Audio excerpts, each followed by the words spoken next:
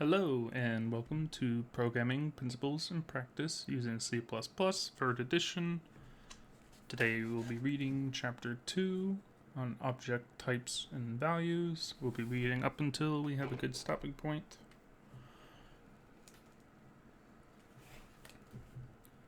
This chapter introduces the basics of storing and using data in a program. To do so, we first concentrate on reading in data from the keyboard.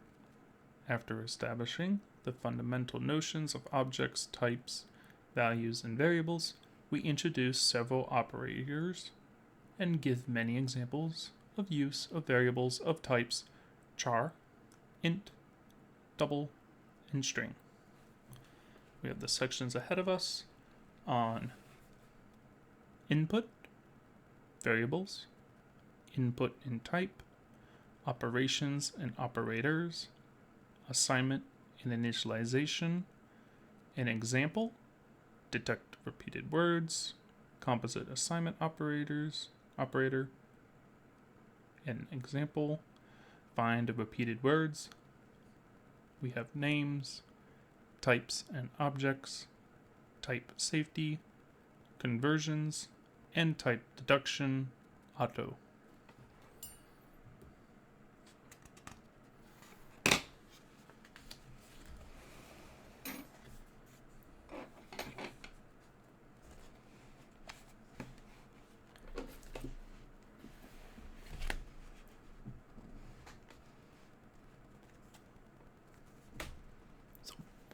We have a core concept alert marker on this paragraph, starting us off. And, getting used to the new setup.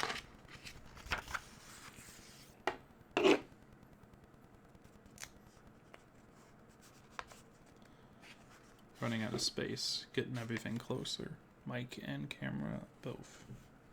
Okay, so we also have a core concept alert marker on the second paragraph, but we begin in section 1 of chapter 2, input.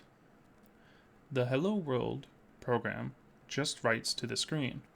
It produces output. It does not read anything. It does not get input from its user. That's rather a bore. Real programs tend to produce results based on some input we give them, rather than just doing exactly the same thing each time we execute them. On to the core concept. To read something, we need somewhere to read into. That is, we need somewhere in the computer's memory to place what we read. We call such a place an object. An object is a region of memory with a type that specifies what kind of information can be placed in it. A named object is called a variable. For example, character strings are put into string variables, and integers are put into int variables. You can think of an object as a box, into which we can put a value of the object's type.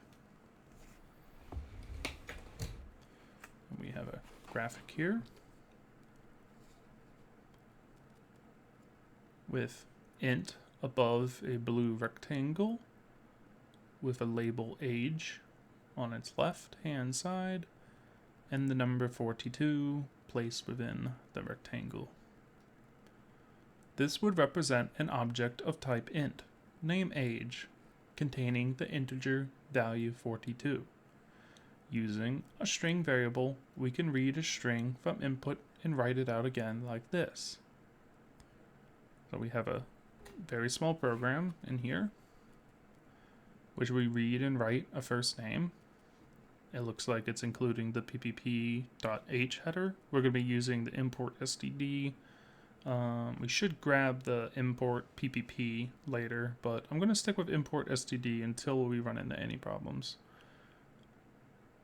So we have an int main, just one main function, and we have cout, taking the import operator, the output operator with the text, please enter your first name, followed by enter, colon, and then we have declaring a string of first name, and then we use cin with the, well, I guess we don't know what that operator is yet, but it's the double right angle bracket, followed by first name, the variable name for the string we just made. Then we have cout, the output operator hello, with output operator for the first name, variable name, and then finally an output operator to produce the exclamation mark and a new line character. The hashtag include and the main are familiar from chapter 1. Since the hashtag include or the equivalent direct use of import is needed for all our programs, we'll leave it out of our presentation to avoid distraction. Similarly, we'll sometimes present code that will only work if it's placed in main, or some other function like this.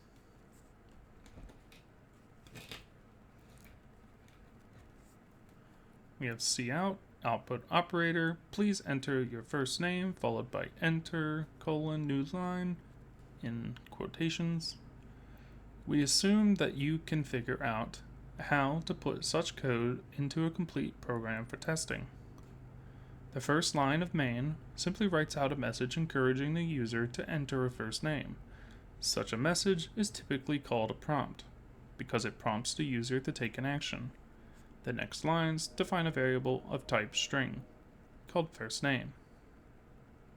Read input from the keyboard into the variable and write out a greeting. Let's look at those 3 lines in turn. We have string first name. First name is a variable of type string. This sets aside an area of memory for holding a string of characters and gives it the name first name.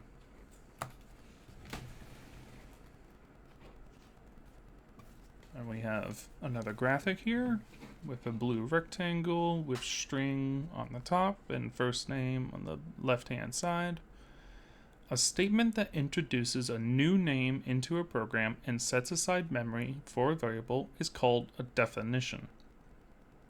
The next line reads characters from input the keyboard into the variable. cin, double right angle bracket, first name, with the comment read characters into first name. The name cin refers to the standard input stream, pronounced cin for character input, defined in the standard library. The second operator, the double right angle bracket, get from, specifies where the input goes. So if we type some first name, say Nicholas, followed by a new line, the string Nicholas becomes the value of first name.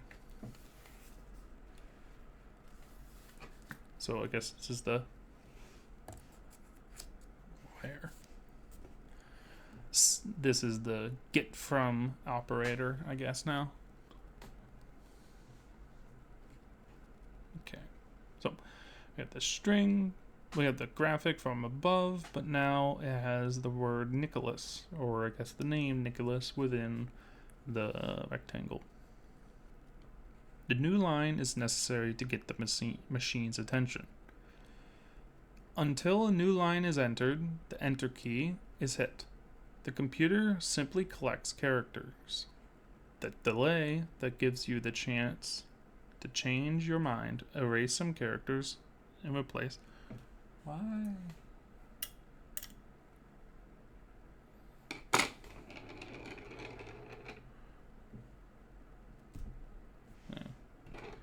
don't know why the camera's shaking.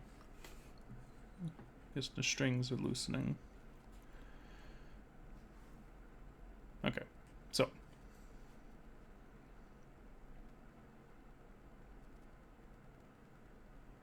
the new line character that's entered after we type in Nicholas and then press enter in this example. That new line is necessary to get the machine's attention, letting the machine know that we're done typing. That delay gives us the chance to change our mind, erase some characters, and replace them with others. Before hitting enter, the new line would not be a part of the string in stored memory. Having gotten the input string into first name, we can use it. So we have cout, the output operator, hello, the output operator first name, and the output operator exclamation mark with a new line character. This prints hello, followed by Nicholas, the value of first name, followed by the exclamation mark and a new line character on the screen. So, hello Nicholas. If we had liked repetition and extra typing, we could have written 3 separate statements instead, with a line for each string as well as variable, having its own cout and output operator. However, we are in different type lists, and, more importantly, strongly dislike needless repetition because repetition provides opportunity for errors. So, we combine those 3 input operations into a single statement. Note the way we use quotes around the characters in hello, but not for first name. We use quotes when we want a literal string. When we don't quote, we refer to the value of something with a name. Consider cout, output operator, in quotations, first name, output operator is output operator first name, without quotations.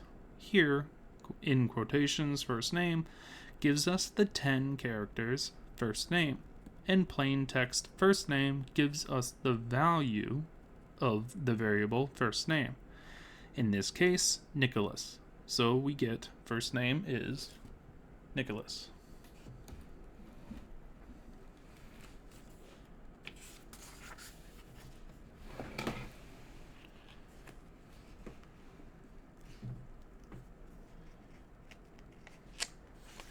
And that completes 2.1, Chapter 2, Section 1 on input. Not very descriptive of how we might want to input numbers, how we might want to get other things. It's not just strings. Sorry. So we have Chapter 2, Section 2, variables, with the core concept starting us off. Basically, we can do nothing of interest with a computer without storing data in memory, the way we did it with the input string in the example above. The places in which we store data are called objects. To access an object, we need a name. A named object is called a variable and has a specific type, such as int or string, that determines what we can do, what we can put into the object. For example, 1, 2, 3 can go into an int, and hello world can go into a string. And which operations can be applied. For example, we can multiply ints using the asterisk operator and compare strings using the less than equal to operator. The data items we put into variables are called values. A statement that defines a variable is unsurprisingly called a definition, and a definition can, and usually should, provide an initial value. Consider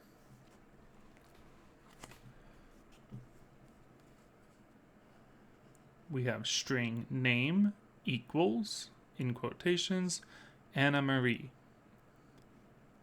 We have the int number of steps is equal to 39. The value after the equal sign is called an initializer. You can visualize these variables like this. We have 2 rectangles with int above the left one, string above the right one, and we have number of steps on the left hand side of the first one with the number 39 inside the first rectangle, and then we have the label name on the left hand side of the right rectangle, which contains the text Anna Marie. You cannot put values of the wrong type into a variable. So we have an example. We have string name2 equals 39. And we have a comment saying we have an error. This is an error. 39 isn't a string. We have int number of steps equals Anna Marie. We have another comment describing this to be an error. Anna Marie is not an int. The compiler remembers the type of each variable and makes sure that you use it according to its type as specified in its definition. C++ provides a rather large number of types. You can find a complete list on the web. For example, cppreference.com. No space. However, you can write perfectly good programs using only 5 of those. So we have an int, double, char, string, bool. The reason for the name double is historic. Double is short for double precision floating point. Floating point. Sorry, I skipped over a little bit. So int for integers, double for floating point numbers, char for individual characters, string for character strings, bool for logical variables. Floating point is the computer's approximation to the mathematical concept of a real number. Note that each of these types has its own characteristic style literals. Okay, so we have a couple of examples here. So we have just free9, 39 for an int, an integer, and then we have free.5 as a double, a floating point number, and we have in single quotations, we have the period sign, which describes a character, an individual character enclosed in single quotes, and then we have Anna Marie within double quotes, which describes a string, which is a sequence of characters delimited by double quotes, and then we have the statement true. A bool is either true or false, all lowercase. That is, a sequence of digits, such as 1, 2, 3, 4, 2, or 9, 7, 6, denotes an integer. A single character in single quotes, such as 1 in single quotes, the @ symbol in single quotes, or the lowercase letter x in single quotes, denotes a character. A sequence of digits with a decimal point, such as 1.234, 0.12, or 0.98, denotes a floating point value. And a sequence of characters enclosed in double quotes, such as 1, 2, 3, 4 in double quotes, howdy in double quotes, or Anna Marie in double quotes, denotes a string.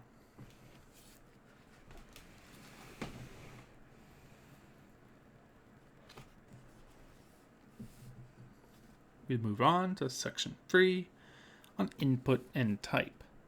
The input operation, get from, the double right angle bracket, is sensitive to type. That is, it reads according to the type of the variable you read into. For example, we have a program here, which its comment describes it, that it reads name and age. We have the first statement, cout, output operator, please enter your first name and age in double quotes. We have a variable being declared and defined on one statement, string first name equals triple question marks in double quotes.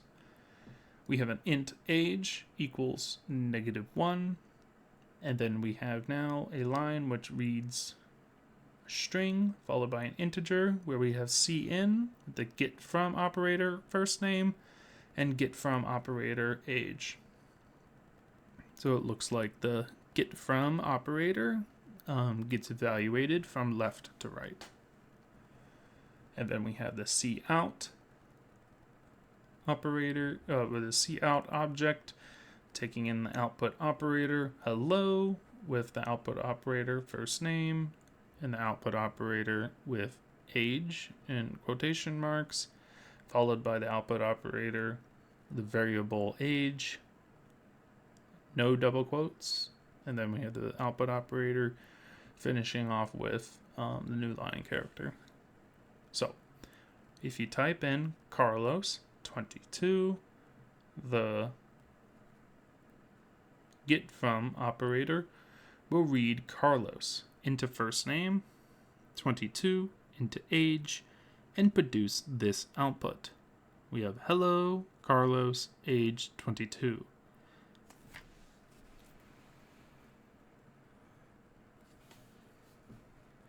Why won't it read all of Carlos 22 into first name?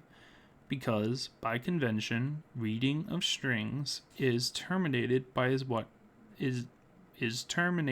what is called white space. That is, space, new line, and tab characters. Otherwise, white space, by default, is ignored by the getFrom operator.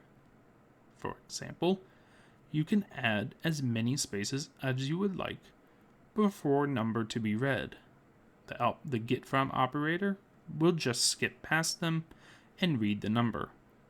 Just as we can write several values in a single output statement, we can read several values in a single input statement. Note that the output operator is sensitive to type, just as the getFrom operator is. So we can input the int variable age, as well as the string variable first name, and the string literals hello and age, and new line character. If you type in 22 Carlos, you'll see something that might be surprising until you think about it. The misguided input 22 Carlos will output hello 22 age -1. The 22 will be read into first name because, after all, 22 is a sequence of characters. And they are terminated by white space. On the other hand, Carlos isn't an integer, so it will not be read. The output will be 22, and the age's initial value -1. Why?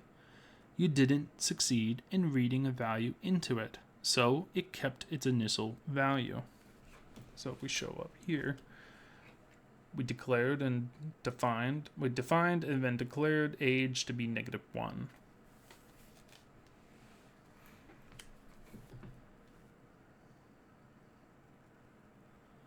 A string read using the getFrom operator is by default terminated by white space. That is, it reads a single word. But sometimes we want to read more than one word. There are, of course, many ways of doing this. For example, we can read a name consisting of 2 words like this. So we have a new program with the first statement, cout, in output operator, please enter your first and second names in quotation marks. We declare a string with the variable name first. We declare a second string variable called second. And then we define these variables by using the getFrom operator from cin, first to the first, and then second to the second. We read these 2 strings as a comment. Cout, output operator hello, output operator first, output operator space, output operator second, and we finally output the new line character. We simply use the getFrom twice, once for each name. When we want to write the names to output, we must insert a space between them.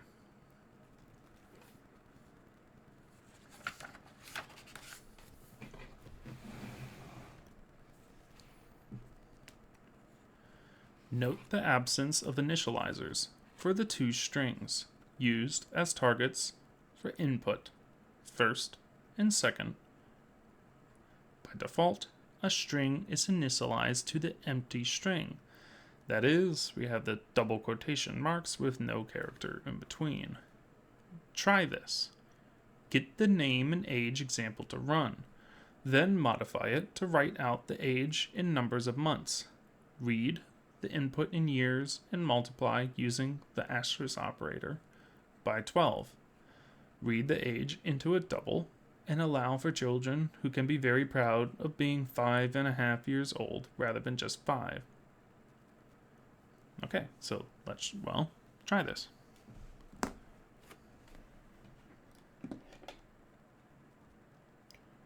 So I'm gonna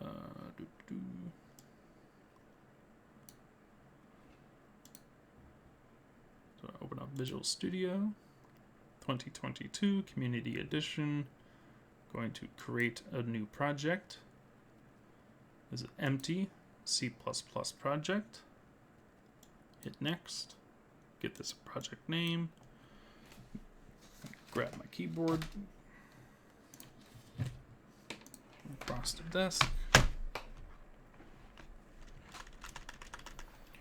Let's call this PPP free. Try this. And name and age. Hit create.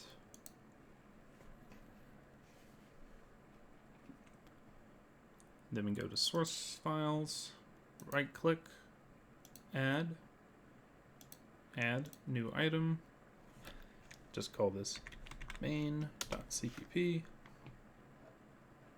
And then once we have that file created, we can go to properties, the project file. We can right click the project, scroll down to properties, and then we want to go to C/C++. We get the general, scan sources for module dependencies. Yes. Go to language, C++ language standard, down to preview features from the latest C++ working draft. So we're going to set the language to std+c++ latest. And then finally build ISO C++23 standard library to yes. We apply these changes, hit OK, and then we can begin to write this program. So we will give this program a description. This program. Let's read again what this wants us to do. Because I have the memory of a goldfish. Get the name and age example to run. Alright, that's easy peasy. Alright, so let's go back to that program.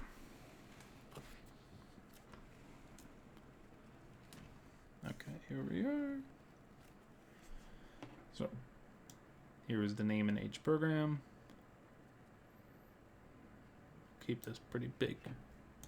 Then, to get the name, age from user, and print to screen.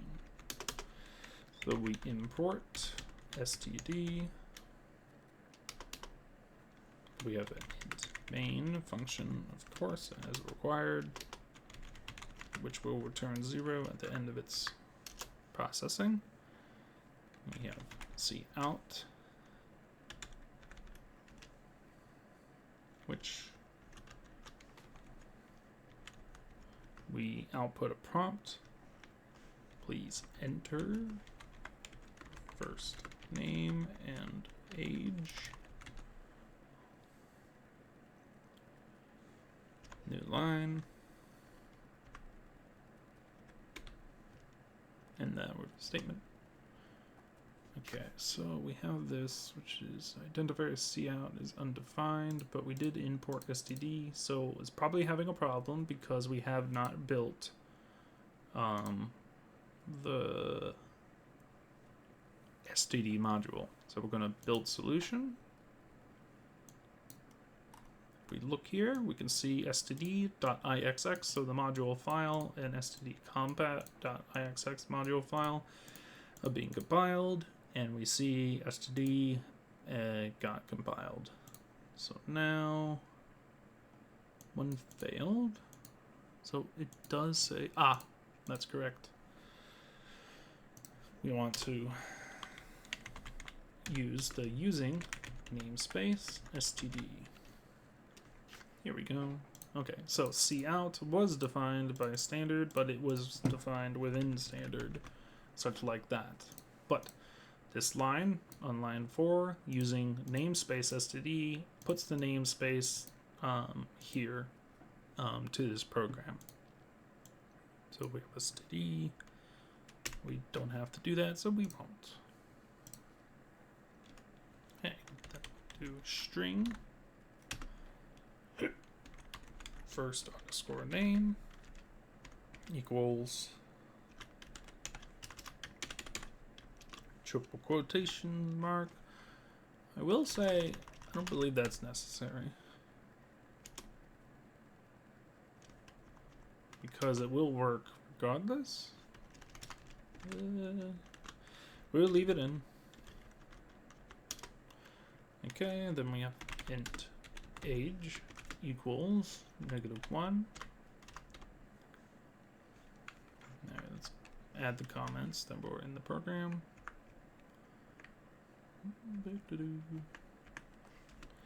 Oh, this is mine. So we prompt user for age, name and age.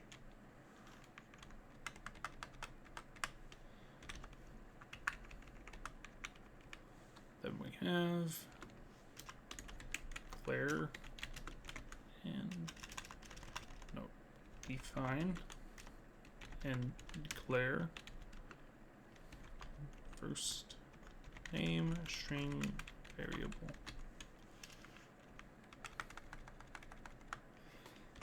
Then for our int age equals -1 statement, we will have define and declare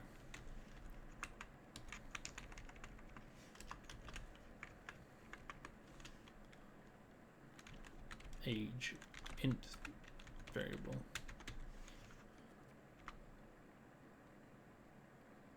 Okay. Actually, I'll define some variables up here. So we use the hashtag define unknown underscore name in capitals, and we're gonna have this to be here, and we're going to define unknown age to be -1, so we can get rid of these magic names.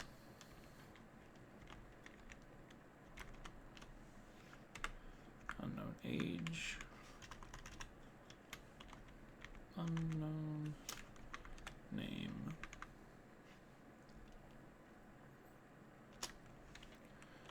Cin get from operator into first name, and then we have the get from operator again, which we'll place into age. Then we have cout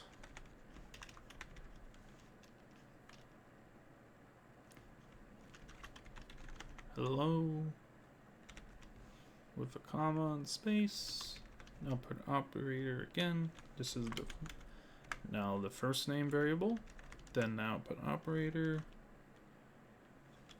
We have age. The age variable. The output operator followed by new line character.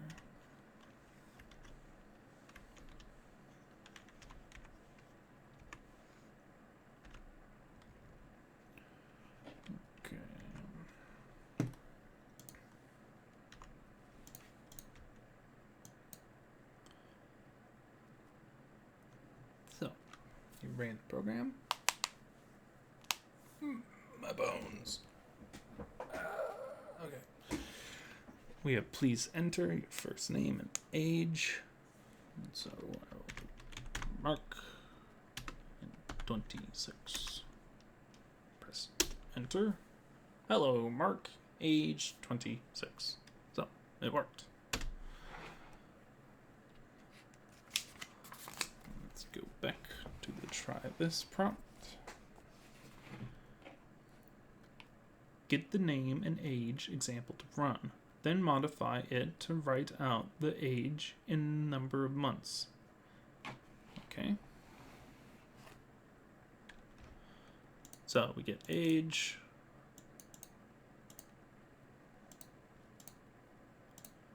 I have this to be months. And then age. Multiply that using the asterisk character here by 12. So let's define this better with age years.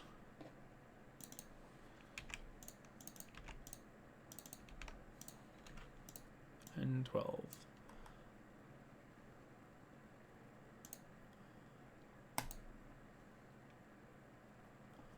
So we have Mark 26, enter. Oh, I didn't know that. I apparently am 312 months old. I don't like that. Okay, so we complete that. Well, I could be older. Oh, where'd my pointer go? Did it drop?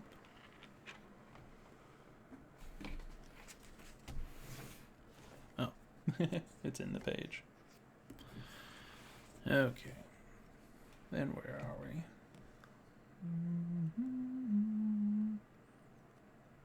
Read the age into a double, allowing for children who can be very proud of being 5.5 years old rather than just 5. Okay.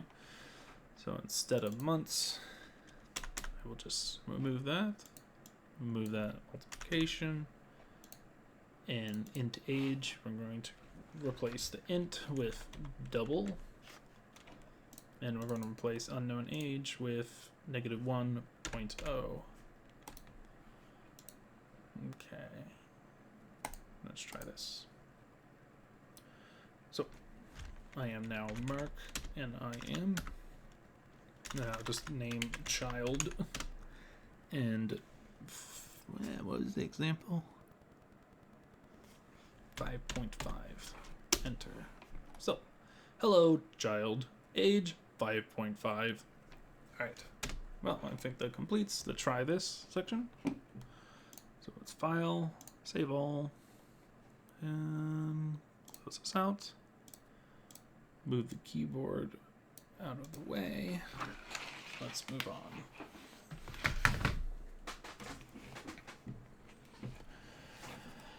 Okay. Now we have section 4 on operations and operators. In addition to specifying what values can be stored in a variable, the type of a variable determines what operations we can apply to it and what they mean. For example, int age equals -1, cin get from operator to age. The comment we have, it reads the integer into age. And then we have a string name variable, or cin get from operator name, so we read a string into name.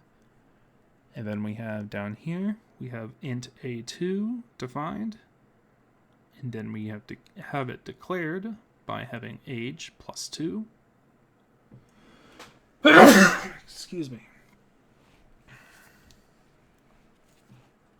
We have int a3 equals age -2. Sorry. We have the string n2 equals name plus junior. We have it that plus concatenates strings. the plus sign adds integers.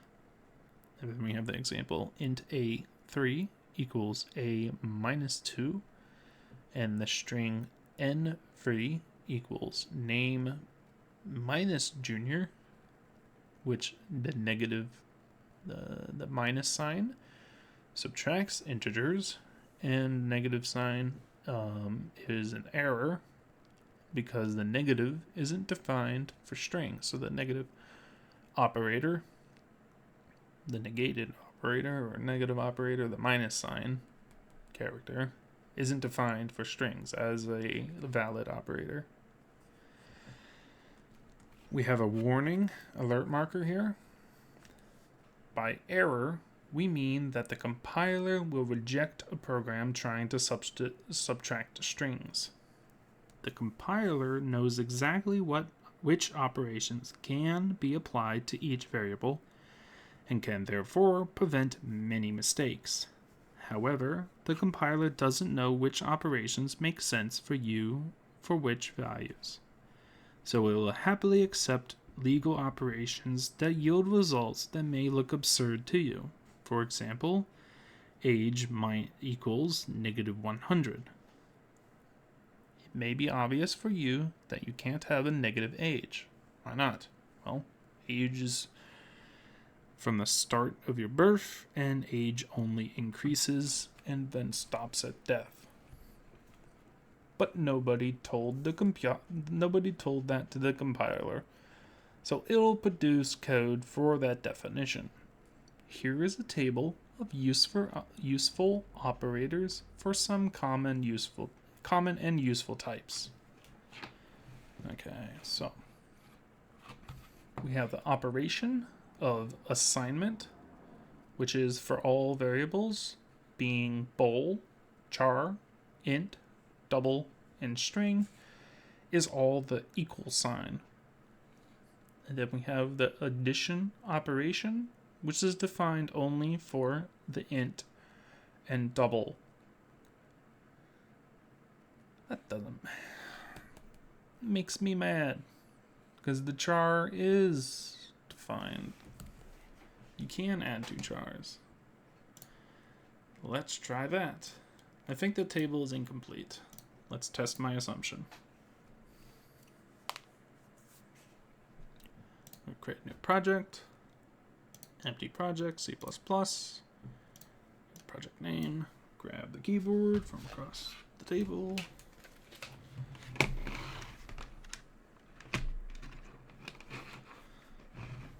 Alright, so pp3 underscore my try this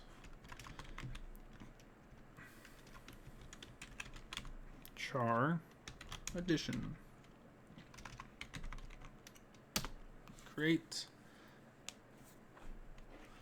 So if we go to source files, we add new item, main.cpp, go to project settings, project properties, C and C++, general, scan sources for module dependencies, to yes, language, C++ language standard to std C++ latest, and then build ISO C++ standard library to yes, apply those changes. I want to build the program, so we build the std module. Right. And we want to this program tests a table of useful operators. Well, hold on. So it will work, is my assumption. So we got the car. C1 equals the A character. And then we have the char C2 equals the B character. And then we can output. Oh, let's import std,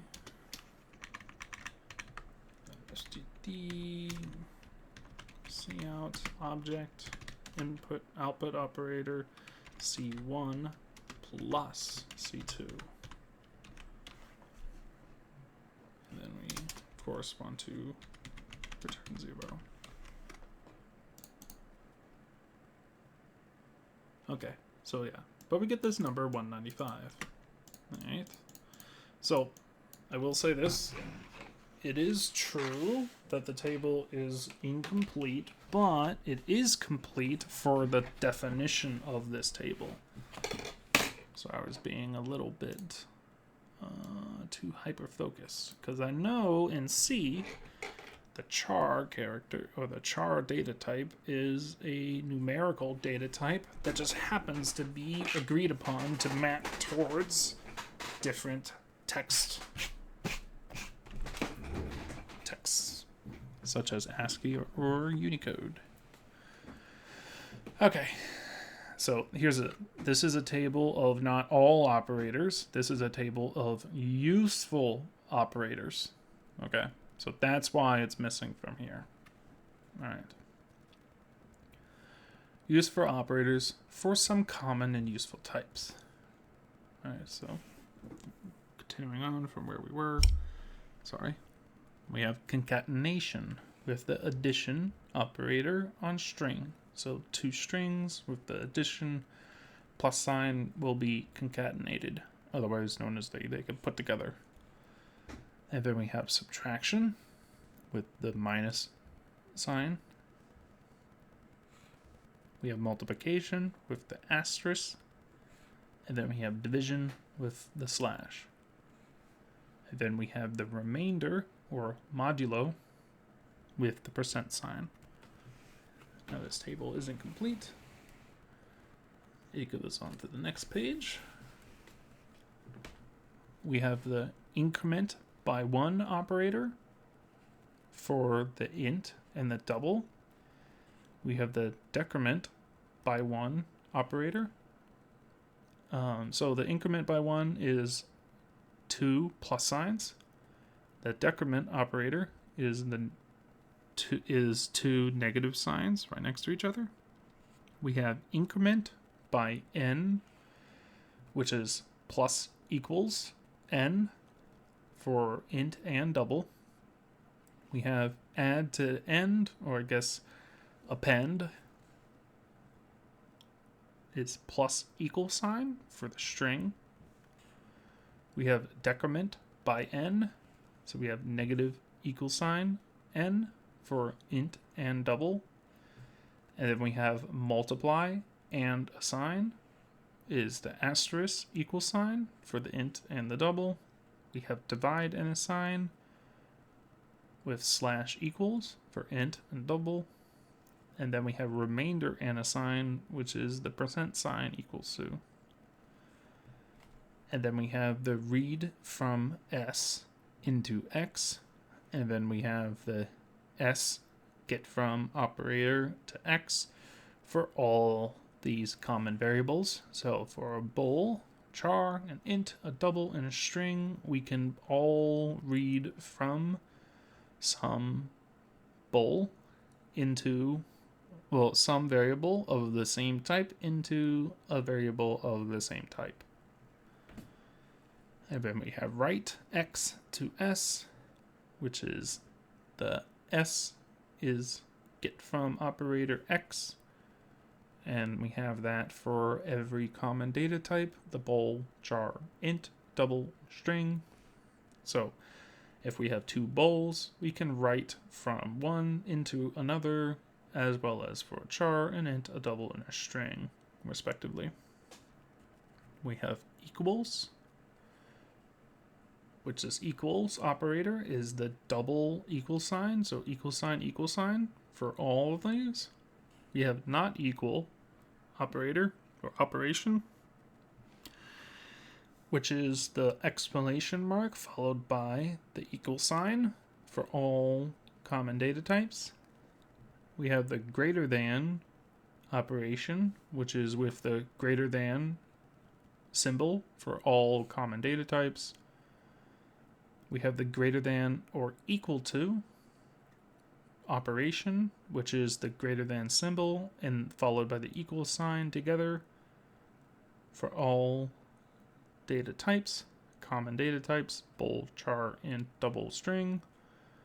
We have the less than operation, which can be done on all those types. And finally, we have the less than or equal to, which is the less than followed by the equal sign for all data types. So in these tables that we just looked at, a blank square indicates that an operation is not directly available for a type, though there may be indirect ways of using that operation. Okay, so not directly available for a type, but char is totally directly available with addition and subtraction and multiplication and division and modulus and increment and decrement and increment by n and decrement by n, multiply and assign, divide and assign, and remainder is assigned, as far as I can tell.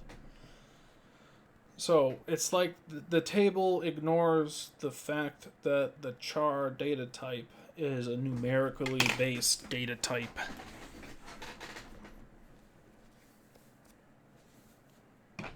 But that's okay, because we really shouldn't be using it for that, I guess. Just off the name of it. Okay. We'll explain these operations and more as we go along. The key points here are that there are a lot of useful operators, and that their meaning tends to be the same for similar types.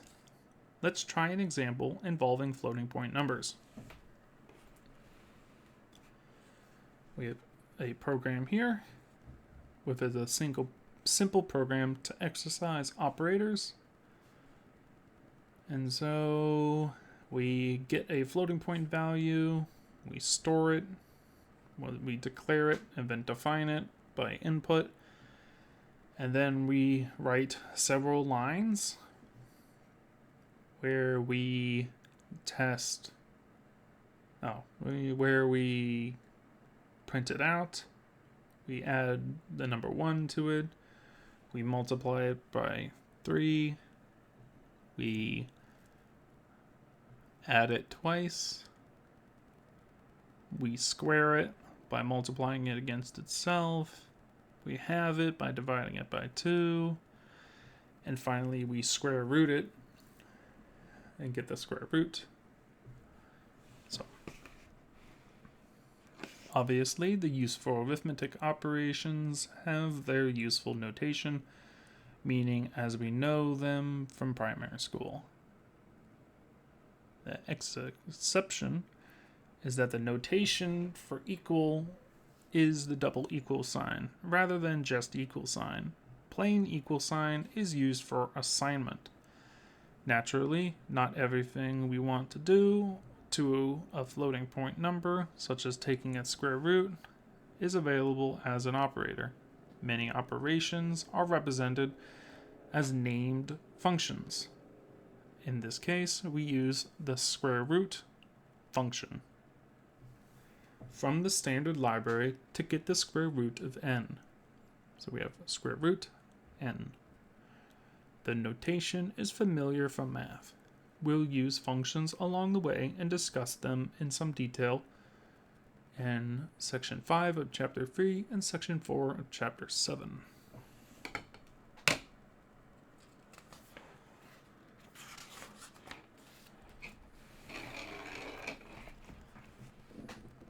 Aha. Okay, we gotta try this. Get this little program to run, then modify it to read an int rather than a double. Also exercise some other operations, such as the modulo operator. Note that for ints, the division sign is integer division, and the modulus is remainder, modulo. So that 5 divided by 2 is 2, not 2.5, 3, and 5 modulo 2 is 1. Oh, 5 remainder 2 is 1. The definition of integer multiplication slash and percent sign modulo guarantee that for two positive ints a and b, we have a divided by b times b plus a modulo b equals a. All right.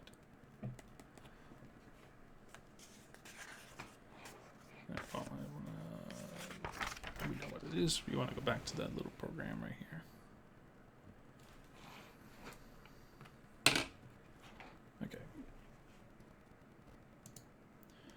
Okay, so let's try this. Let's close this out.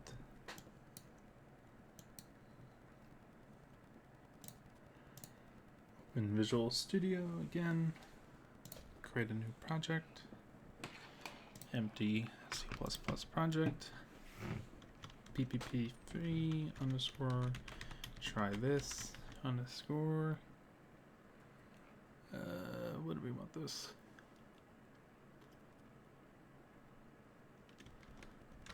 Operators.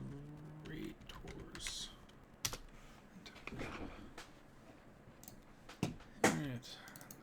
Add a main.cpp. Go to our project settings, properties, C and C++.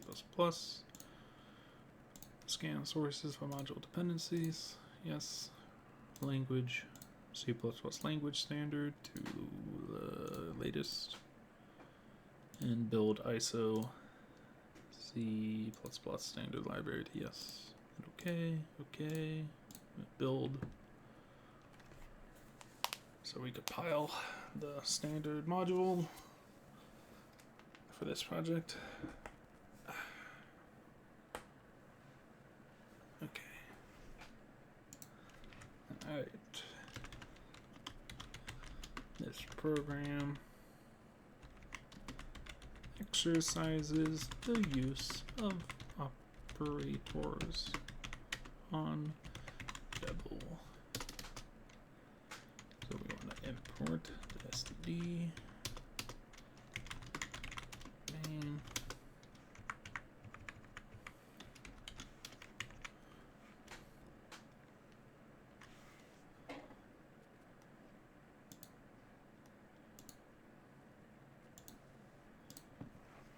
And then we can look at this program that we're going to be writing. So just copy it. I'm going to use the namespace std. So we have less to write. Cout. Please enter a floating point value.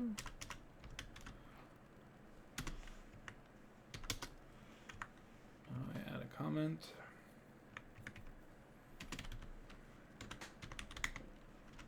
Prompt the user for floating point value. And it's pretty self-explanatory. Let's declare a double n and then define it with 0.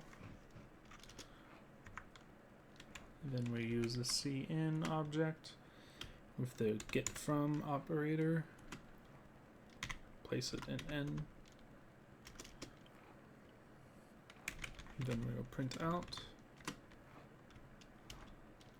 that n is equal to n.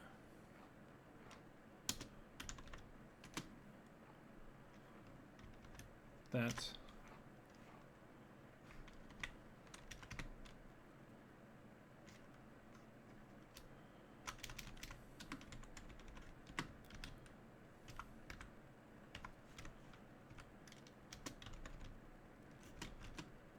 n plus 1 is equal to n plus 1.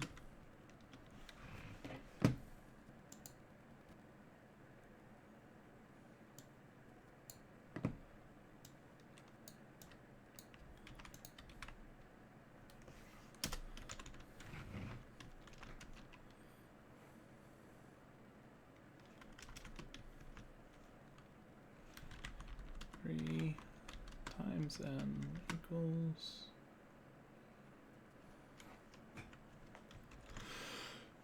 n times 3. We do 3 times n.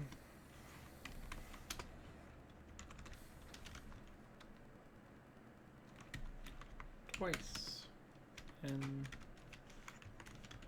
equals 2 times n.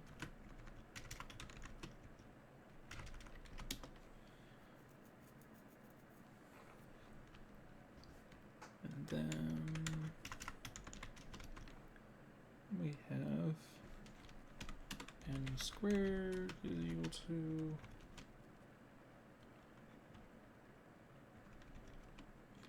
n times n.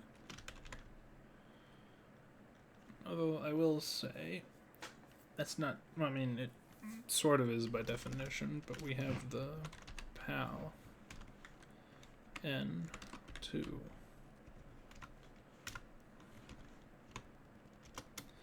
That's more appropriate.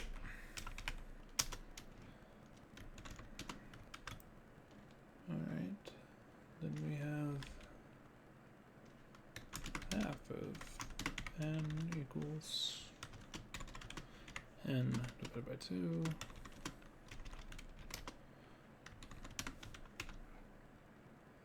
And then finally we have square root n equals sqrt n.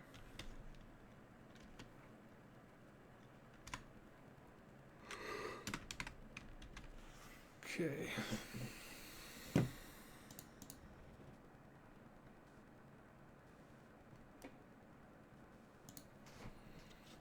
Make this a little more readable.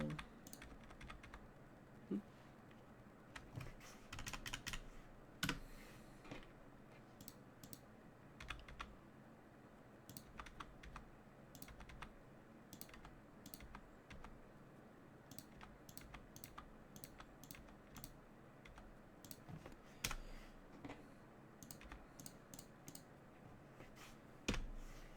Okay, let's give this a go.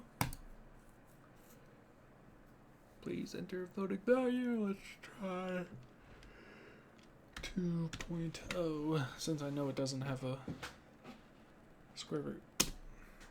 Alright, n equals 2, n plus 1 equals 3, 3 times n equals 6, twice n equals 4, n squared equals 4, half of n equals 1, and the square root of n equals 1.4421. So that's not many characters.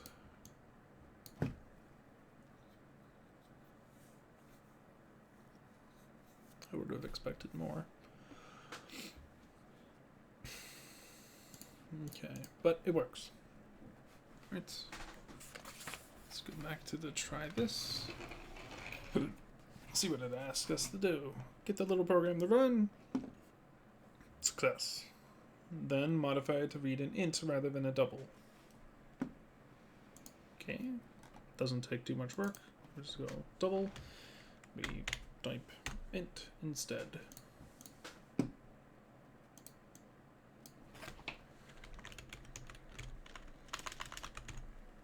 Change our wordings.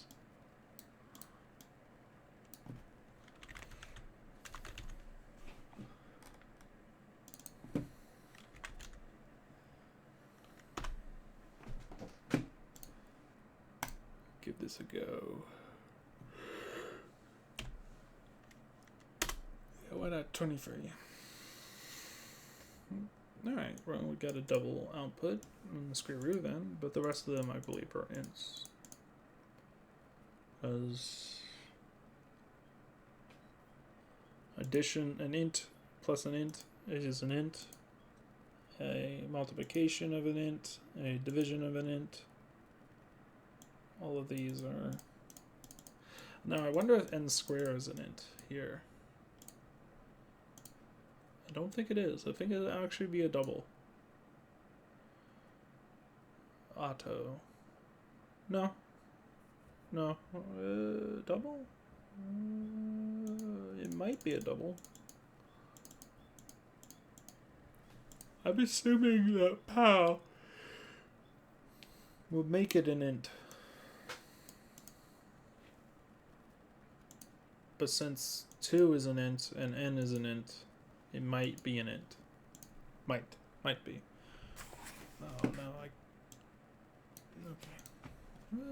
Let things out of view. Alright. Then we have... Right, then modify to read an int rather than a double. Okay, we did that. Also exercise some other operations, such as the modulo operator. Note that for ints. Okay.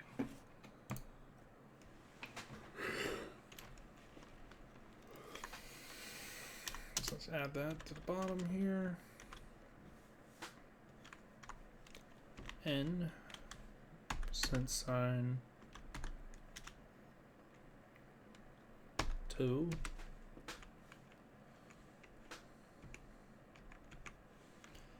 equals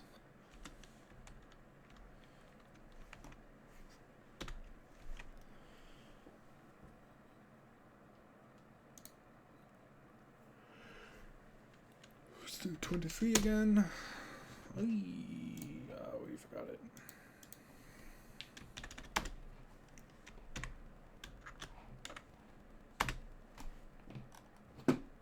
Oi, yeah.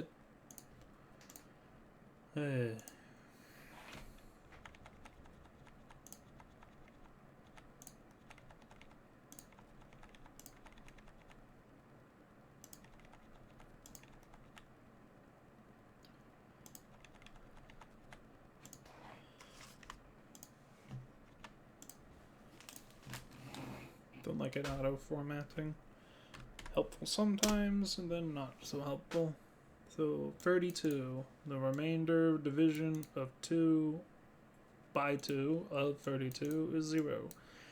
With no remainder, that means that 32 was an even number, since if it's evenly divisible by 2, such that there is no remainder, 32 is even. Whee! Okay. Oh no! You didn't see any of that. Okay, sorry. So we entered in 32. We have n modulo 2. So what is the remainder of n after being divided by 2 as many times as possible? Well, it's evenly divisible. There is no remainder from division of 2.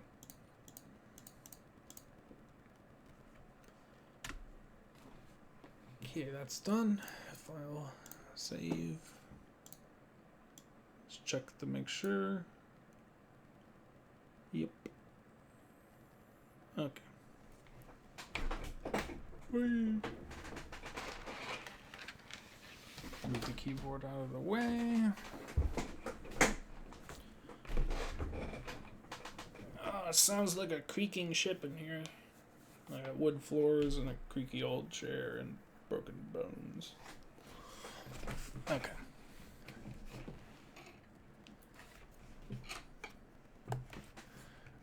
Strings have fewer operators, but they have plenty of named operations. See PPP2.chapter 23. However, the operators they do have can be used conventionally. For example, we have the read a first and second name program. So please enter your first and second name. We have the first and second named variables that are string variables. We get their input, place them in using the cin object and the get from operator.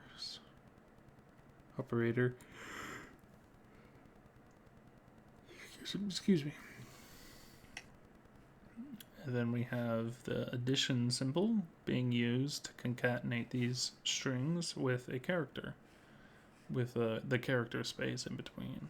So it looks like we have a string can be concatenated with a character, and probably vice versa.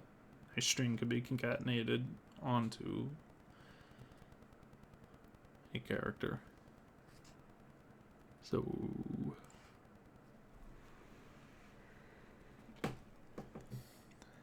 for string, plus sign means concatenation. That is, when S1 and S2 are strings, S1 plus S2 is a string where the characters from S1 are followed by the characters from S2. For example, if S1 has the value hello and S2 has the value world, then S plus 1 will have the value hello world. Comparison of strings is particularly useful. So we have a read and compare names program, which we get prompted to enter two names. We declare places to be stored. We declare two variables where strings will be stored, and then define them by the input from the cin object and the get from operators. We read those two strings in, and then we perform we perform a first statement of if first is equal to second. So we check to see if both the first and the second name provided are equivalent, and then if they are, we print out that that's the same name twice. If the first is less than second or comes before alphabetically, we can say that the first is alphabetically before the second. We can output that logic. And finally, if the first is greater than the second, we can say that the first is alphabetically after the second. Here we used an if statement, which will be explained in detail in Chapter 3, Section 4.1.1, to select actions based on conditions.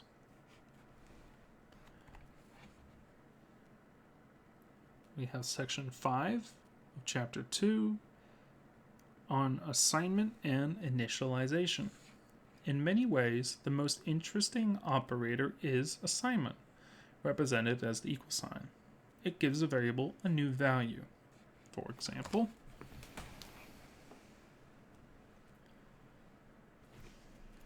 int a equals free. A starts out with the value of free. And then we have representations of A and B on the right side.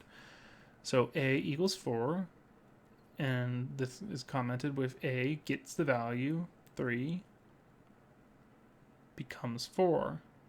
A gets the value 3 becomes 4. So A starts out with the value 3, and then A equals 4, A becomes 4. Into B equals A, B starts out with a copy of A's value, that is 4. So these are being done in sequence from top to bottom. B equal, or just like a program would. B equals A plus 5. B gets the value of A plus 5. That is 9. Since A equals 4, 4 plus 5 equals 9. We have A equals A plus 7. A gets the value of A plus 7. That is 11. So for A equals 4 to start off with. 4 plus 7 equals 11, and then 11 gets stored in A, the assignment operator. The last assignment deserves notice. First of all, it clearly shows that the equal sign does not mean equals. Clearly, A doesn't equal A plus 7. It means assignment. That is, to place a new value in a variable. What is done for A equals A plus 7 is the following. Step 1, first, get the value of A, that's the integer 4. Next, add 7 to that 4, yielding the integer 11, and then finally put 11 into A. We can also illustrate assignments using strings.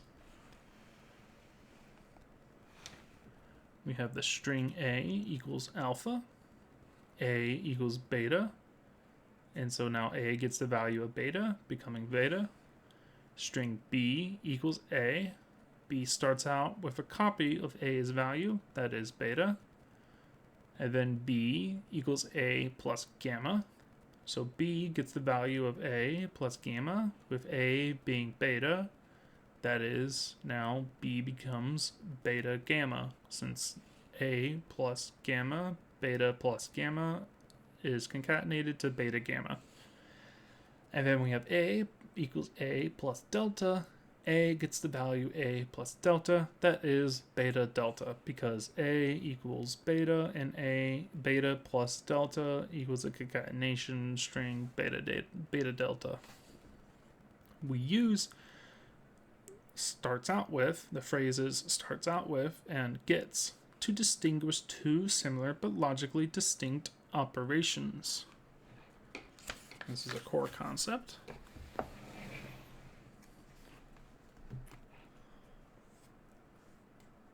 Initialization gives a variable its initial value. Assignment is giving a variable a new value. Logically, assignment and initialization are different. In practice, an initialization always finds the variable empty. On the other hand, an assignment in principle must clear out the old value from the variable before putting in the new value. Does it really need to clear it out if it just overwrites it? I don't think so. This is a beginner's book. So, you can think of the variable as a kind of small box and the value as a concrete thing, such as a coin, that you put into it. Before initialization, the box is empty, but after initialization, it holds a coin, so that you can put a new coin in. So that to put a new coin in, you, for example, the assignment operator, first have to remove the old one, destroy the old value. Things are not quite this literal in the computer's memory, but it's not a bad way of thinking of what's going on. And then we have a subsection 1 of section 5. An example, detect repeated words. We have assignment is needed when we want to put a new value into an object. When you think of it, it is obvious that assignment is more useful when you do things many times. We need an assignment when we want to do something again with a different value. Let's have a look at a little program that detects adjacent repeated words in a sequence of words. Such code is part of most grammar checkers. So we have this small program here. We have a string for previous, well, a string declared with the variable name previous. We have a string declared with the variable name current. And then while cin grabs in, well, as current gets from the cin object. So we're reading in variables or strings into current. If the previous is equal to the current, so if the word is the same as the last word, we will print out that we have a repeated word and what word was repeated. And then if, or not if, but every time we grab a new variable, we set the previous variable to the current variable that we just got at the end of our little loop right here.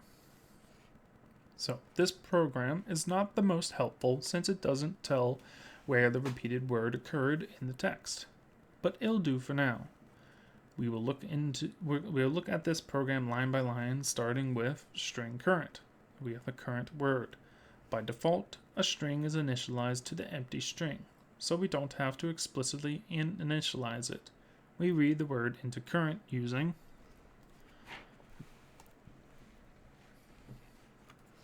while C, get from operator current.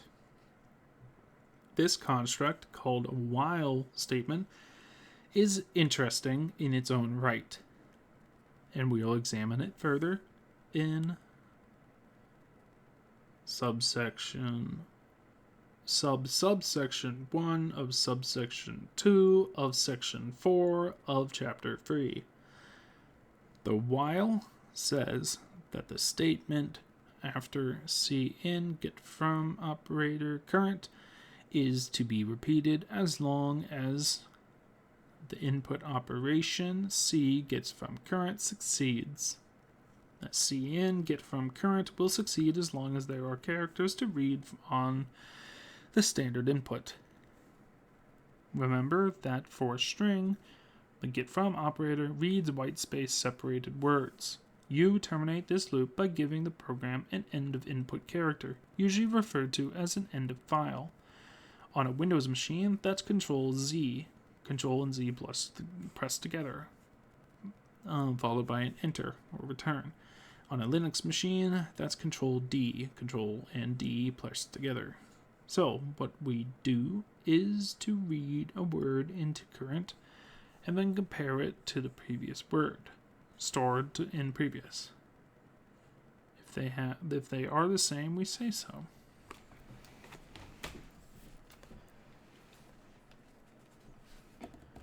If previous equals current, and check if the word is the same as last. We have the cout, get from output operator, repeated word, and we have the current word. Then we have to get ready to do this again for the next word. We do that by copying the current word into previous. So previous equals current. This handles all cases provided that we can get started. What should we do for the first word where we have no previous word to compare? The problem is dealt by the definition of previous. The string previous is initialized to the empty string by the fact that we don't initialize it to any value. It gets initialized to the empty string by default. The empty string is not a word. Therefore, the first time through the while statement, the test if previous is equal to the current fails as we want it to for the first one. One way of understanding program flow is to play a computer. That is, to follow a program line for line, doing what it specifies. Just draw boxes on a piece of paper and write their values into them. Change the values stored as specified by your program. I do this very often when programming, especially with text input.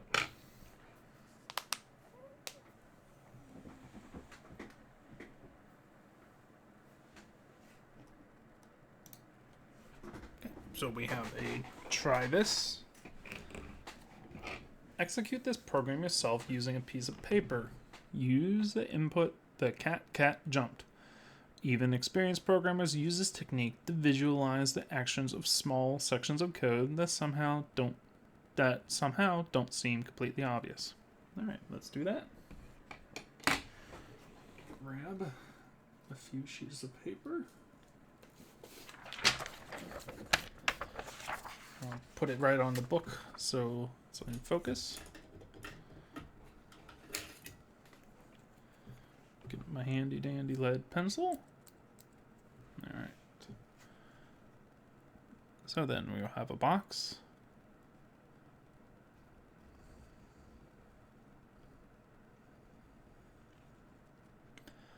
We'll call this previous. We'll grab another box.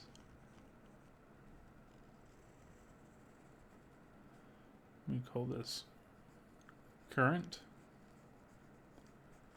And these both are strings. And then we have the input from the try this. The cat jumped. All right. The cat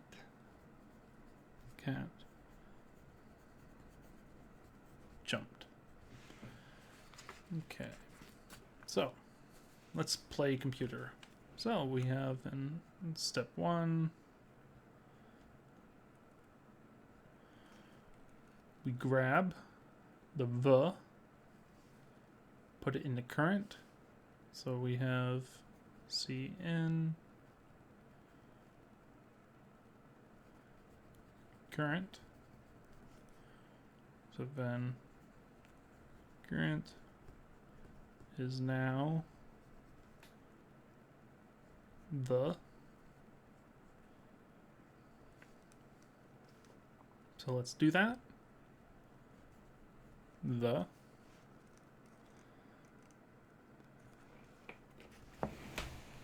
That's the program. Previous initialized to 0. Current word is also initialized to nothing. So we'll just leave it blank. So we grab our first word. In the while, we come down here to if previous is equal to the current. So in step 2, we check previous is equal to current, which is empty string is not equal the. So we don't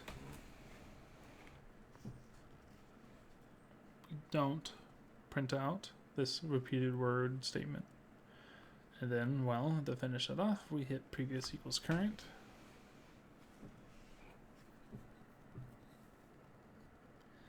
We'll get that step free. Set previous to current. So then previous gets current, which is the. So previous becomes the.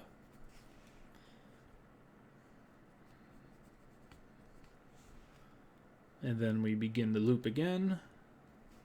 We have cin, get from the cin into current. In this case, current is now. So we're done this one. Now we're into cat. So we are at cat. And since it is now cat, we must destroy the. Replace it with cat. Okay. And then step 5, we check it. If previous is equal to current, and we now know that previous is equal to the, and current is equal to cat. These are not equal, so we don't print out anything. And step 6, the end of our loop, we set previous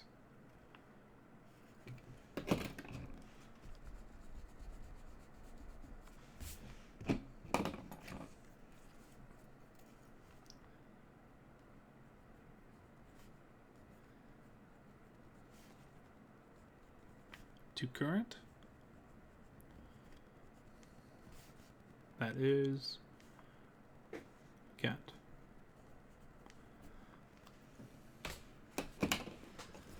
So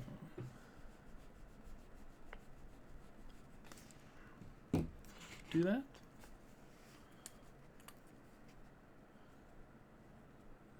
Cat. Okay. In step 7, we start the loop again. Do we? Yes. We get the input again. So we're done with that one. We get input to current. Current is now cat. Again, So we could do it for sake, argument. We'll remove cat and replace it by cat. Is that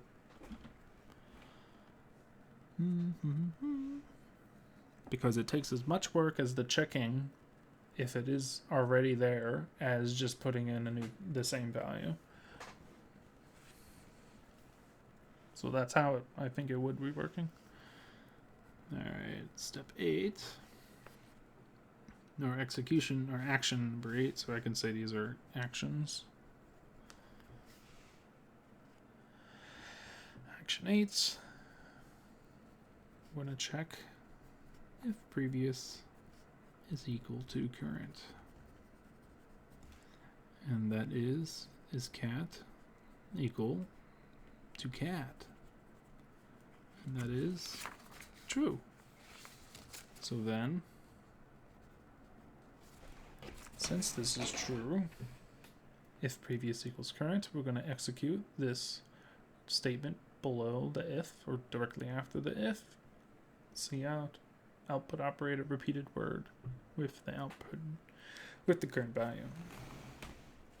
So then, so I print out repeated word colon cat. Step 10.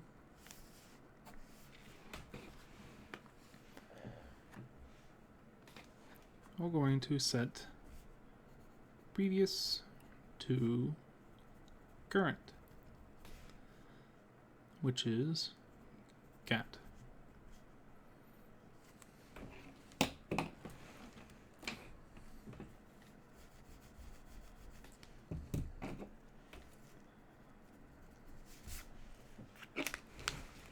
Okay, and then step 11, or action number 11, we're going to get the input, so cn to current.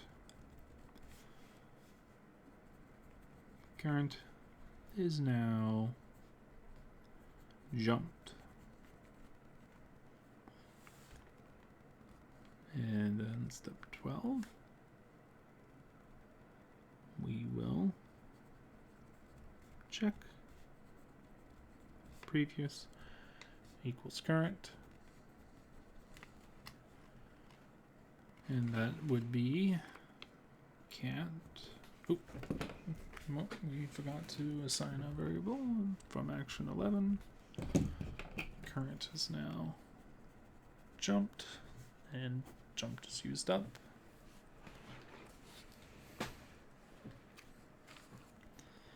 So cat is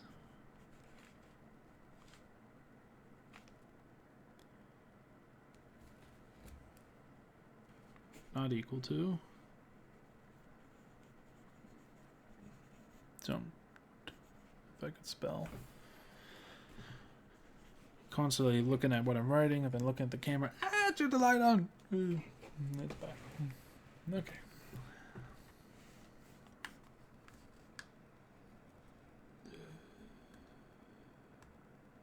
Set the fine. Okay, 13. Attempt to get input and fail, since there is no longer any words in our input because we used them all up. We'll fail to get input, and step 14 will return 0 exiting program.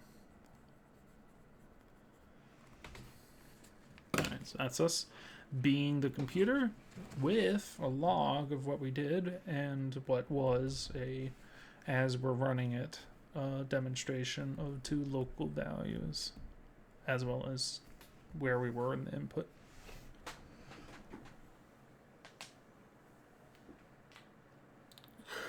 Okay. So we've done this.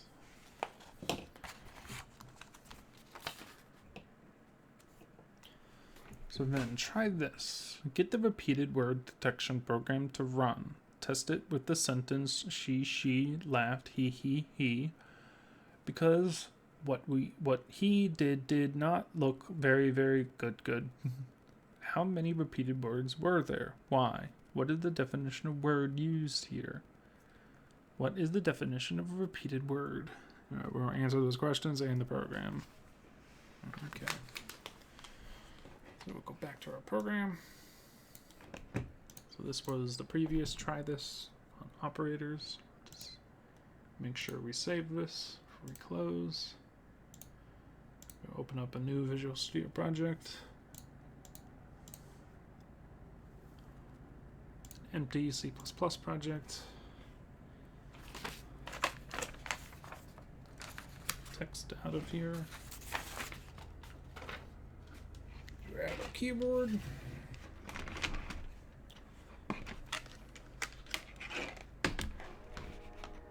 What happened? No, I don't want to. I don't want to create a project too. Create a project. Empty project. This will be pp3.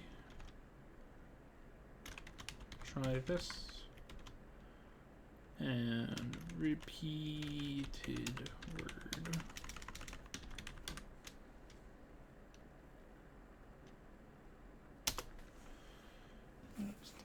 Keyboard string.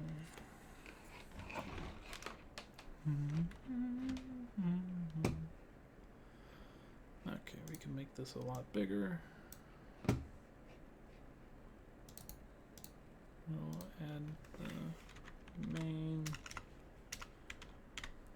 CPP and edit the project properties. Let's see, C++, generals, scan sources from module dependencies, so yes. Language, C++ language standard, to STD, C++ latest, and then build ISO C++ standard library 23 to yes, apply these changes, build solution.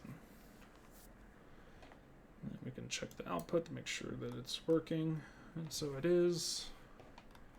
So I compiled the STD module. Alright, generating the program. So, this program.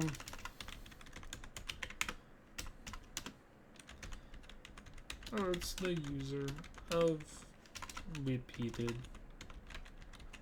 words in a given text input. So we import std, we have int main, and then return. So they was missing a return 0. I added it in text. In what I said. And then let's bring up the program that we're trying. Here it is. So we also want to be using the namespace std, since this program obviously is string previous.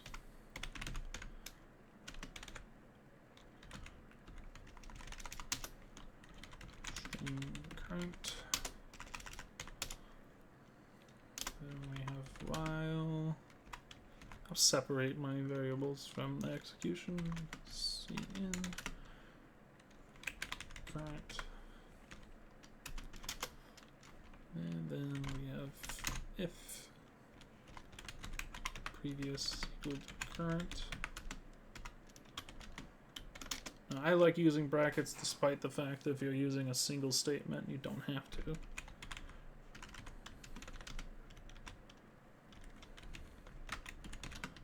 Repeated word detected.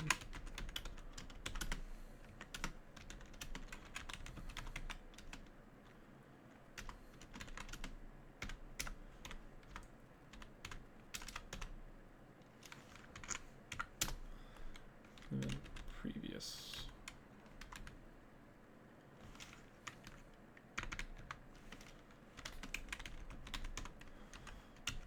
So what I mean by what I just said was we don't need those brackets for an if statement with one statement. But if we have multiple statements, we need to place them within a block, which is with the brackets. Is how I'll best describe it. I like to include them regardless because I don't like white space. Well, it's not really white space. It is. It just is defined by that. Not bad.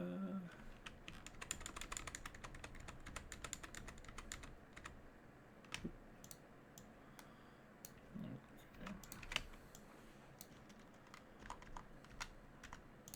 There we go. All right, let's test this out. Cat, cat. Jumped. Repeated word, cat. All right. That's the program. Get the repeated word detection program to run. Test it with the sentence she left. Oh, wait a minute. Could you see that?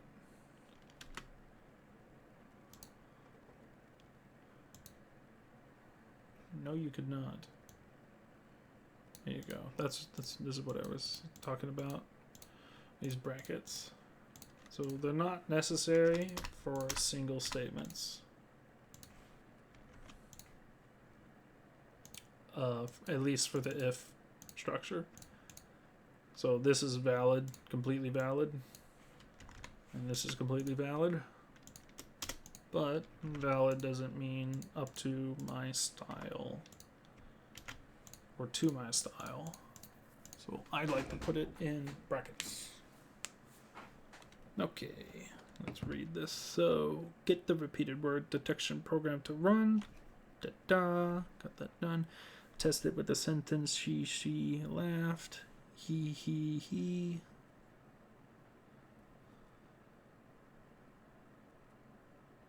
Huh? Hold on.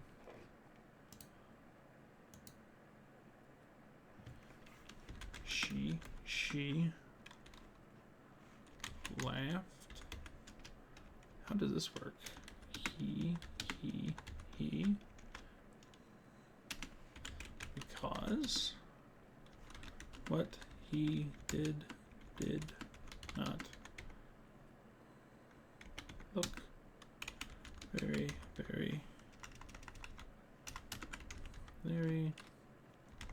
good. She did very good. Huh. Ah, okay. So the he gets ignored because I'm guessing that with these double quotation marks, this counts as a single string. He. Okay. Alright. How many repeated words were there?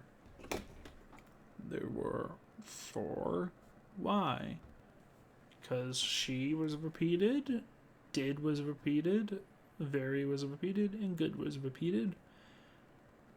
But why not he? He was not repeated because he, exclamation mark, within quotations, is considered, apparently, by the get from operator into a string, is a single word. White space and all.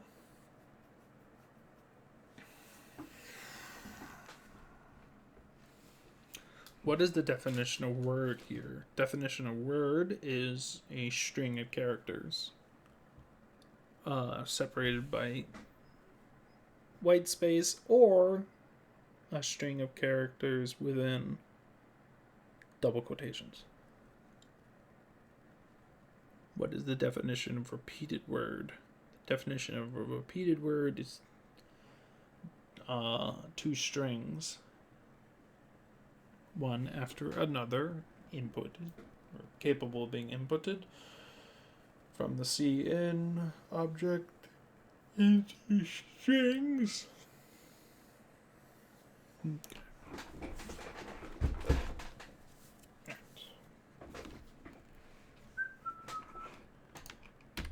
exit out of this and save it since we're done.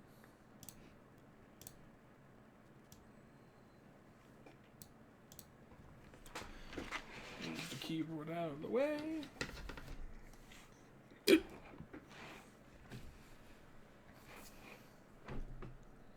We have subsection 2 or section 5 of chapter 2 on composite assignment operators,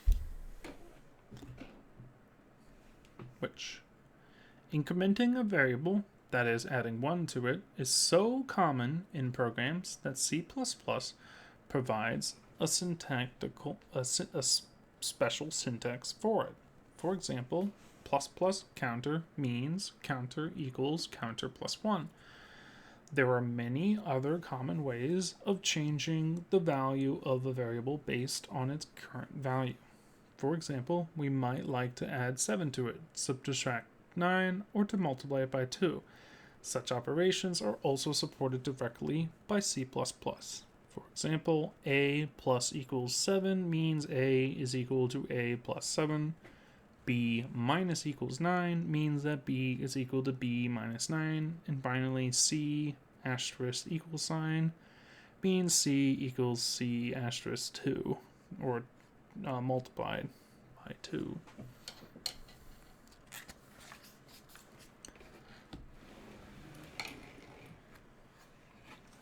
In general, for any binary operator, OPER, A OPER equal B. What is going on?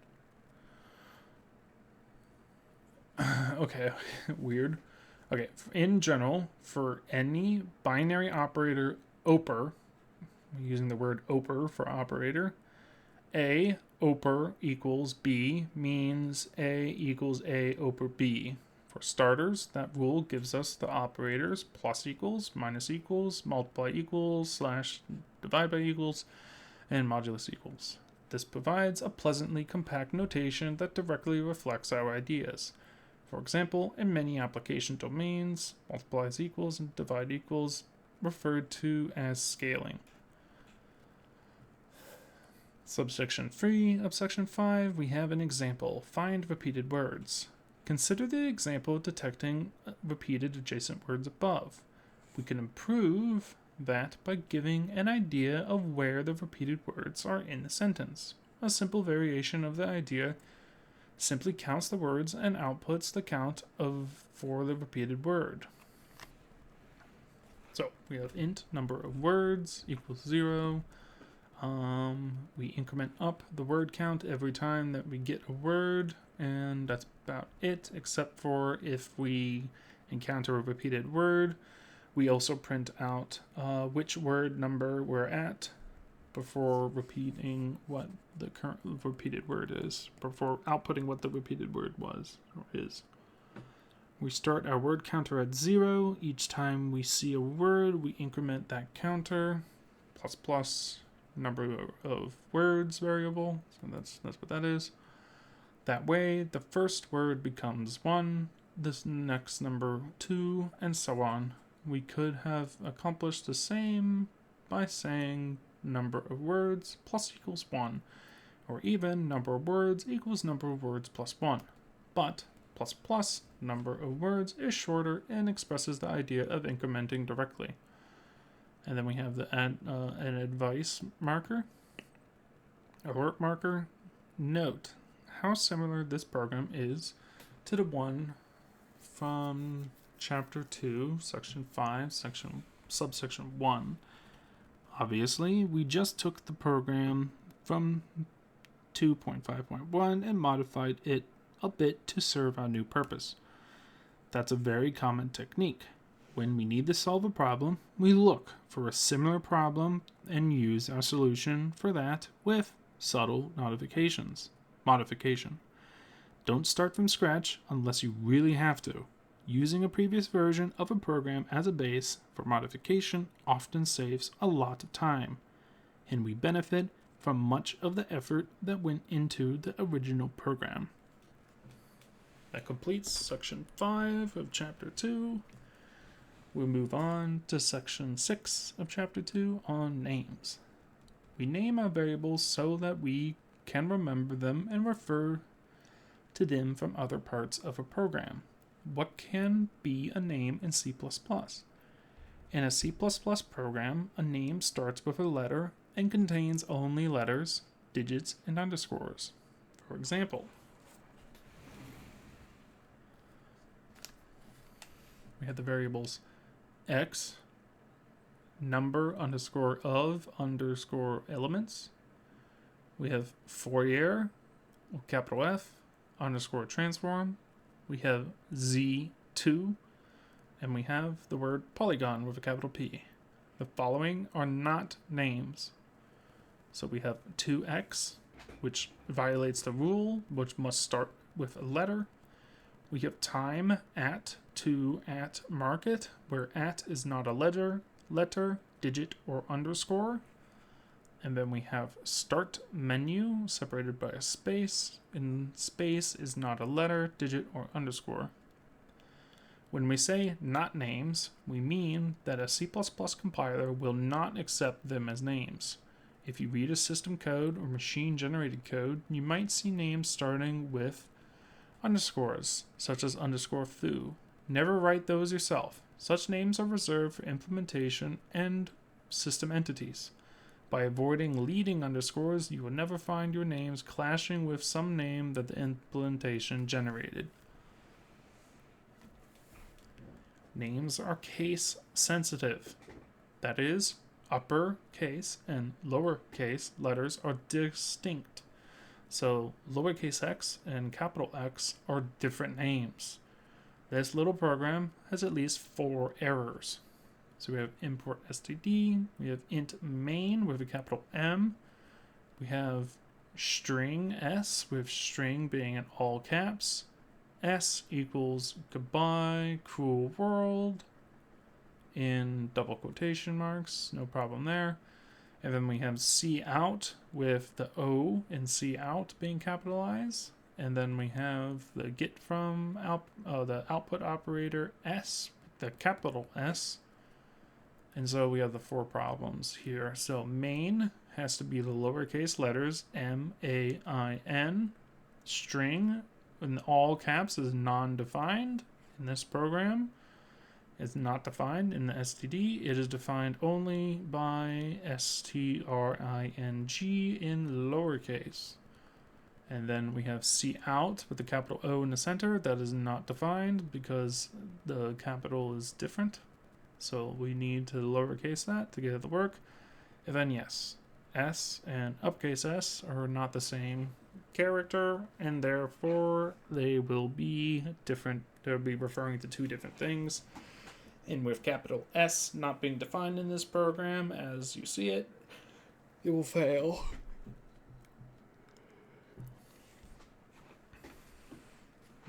Okay. It is usually not a good idea to define names that differ only in the case of a character, such as 1 and 1 with a capital O. That will not confuse a compiler, but it can easily confuse a programmer. So, we have a try this. Compile the Goodbye Cruel World program and examine the error messages. Did the compiler find all the errors?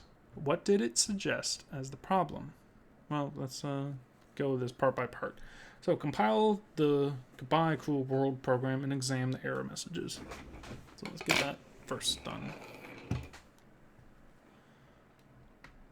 Shrink this down. Grab the keyboard. Place it down. Open up Visual Studio. Create a new project. Empty C++. Call this PPP free. Try this. And this will be Goodbye Cruel World. And then we want to do our usual. We'll add our new item, main.cpp. After we add that, we edit the project properties. to scan sources for module dependencies, set the language standard to std C++ latest, and set the build ISO C++23 standard library to yes. You apply those changes, then build, so that we build the std module. Then we can begin writing the program.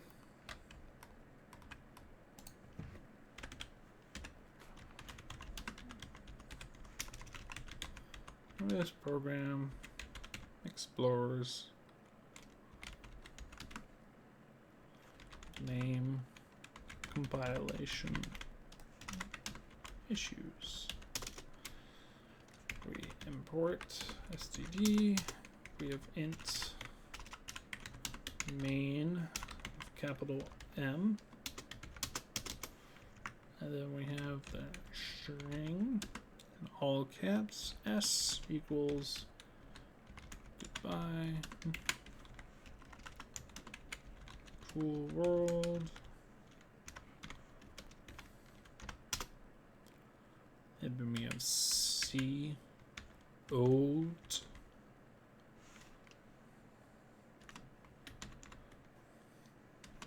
capital S, and the new line character,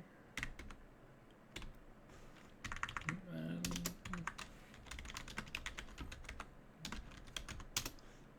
assuming they're using the namespace std. Alright. Return 0 is not shown, but I'll add it anyways. So we try to build this and let's see what errors we get. So we'll go to error list. So the identifier string is undefined.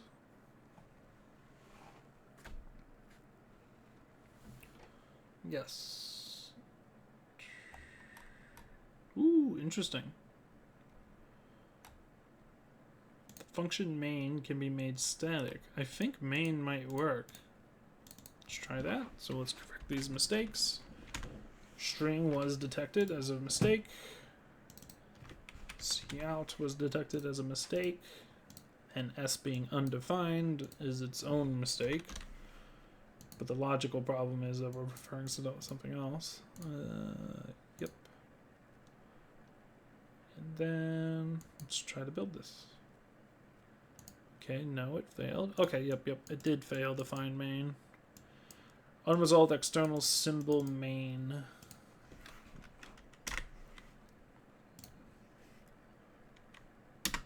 Alright, so we got it working.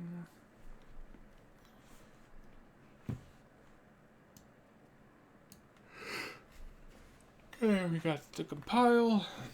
Did fall into all the errors? Yes. All 4 of them, because we had to correct all 4 of them to get it to run. What it did it suggest as the problems? Undeclared variables and names is the first thing it complained about. Did the compiler get confused and diagnose more than 4 errors? No. Remove the errors one by one, starting with the lexically first, and see how the error messages change and improve. Okay, so let's break it again, and then follow that.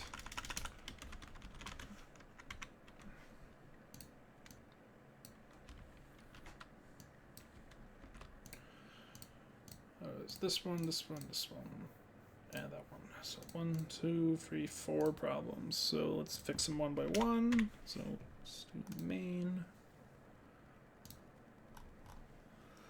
It failed and it errored first at line 8 on the string, not the string, the word string.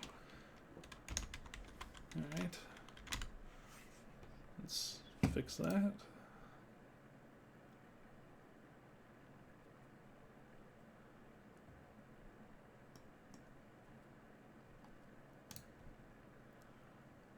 Okay. So it looks like this had two problems with it, 2 errors, not just one. Yeah. So string was an undeclared identifier, and it also broke the syntax. It was expecting a semicolon before the identifier S. So I was expecting something like this.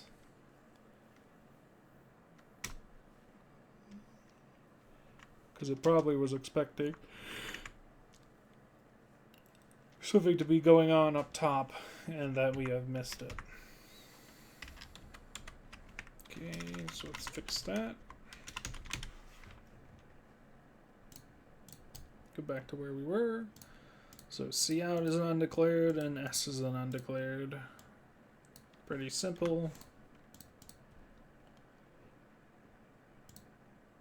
Yep, now it's just S.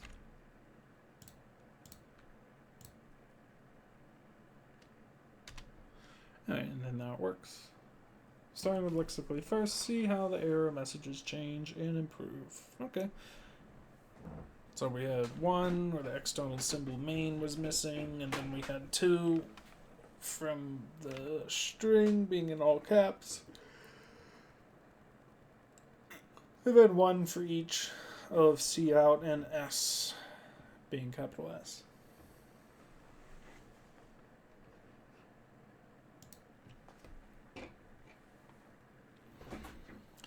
The C++ language reserves many names as keywords, such as if, else, class, int, and module. You can find complete list on the web, cppreference.com. You can't use those names. You can't use those to name your variables, types, functions, etc. For example, int if equals 7 is an error since if is a keyword. You can use names of facilities in the standard libraries, such as string, for your own variables, but you shouldn't. Reuse of such a common name will cause trouble if you should ever want to use the standard library. So, int string in a program with nothing else will work, but it'll break if we ever define string. Let's move the keyboard out of the way.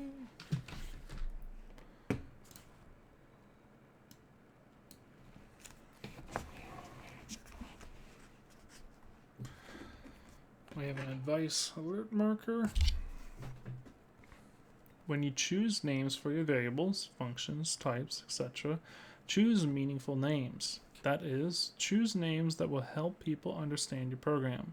Even you will have problems understanding what your program is supposed to do if you have littered it with variables with easy to type, such as x1, x2, s3, and p7.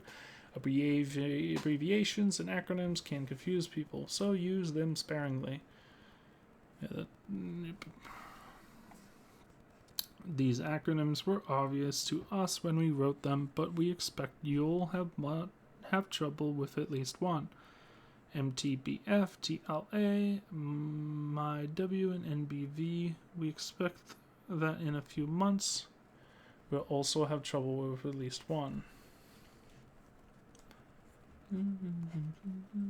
Short names such as X and I are meaningful when used conventionally. That is, X should be a local variable or a parameter, and I should be a loop index. Don't use overly long names. They are hard to type, make lines so long that they don't fit on the screen, and are hard to read quickly. These are probably okay. So we have partial underscore sum, element underscore count, stable underscore partition. These are probably too long. So the underscore number underscore of underscore elements and remaining free slots in symbol table. Our house style is to use underscores to separate words in an identifier, such as element underscore count, rather than alternatives such as element count and element count. So this is camel case, snake case, or snake or camel case, underscore. We never use names with all capital letters, such as all capital letters, because that's conventionally reserved for macros. We'll see that in, well, we won't see it in this book, but it's in PPP 2, Chapter 27, Section 8, which we avoid. We use an initial capital letter for type we define, such as squares and graph. The C++ language and standard library don't use the initial capital letter style, so it's int rather than int with a capital I, and string rather than string with a capital S. Thus, our convention helps to minimize the confusion between our types and the standard ones.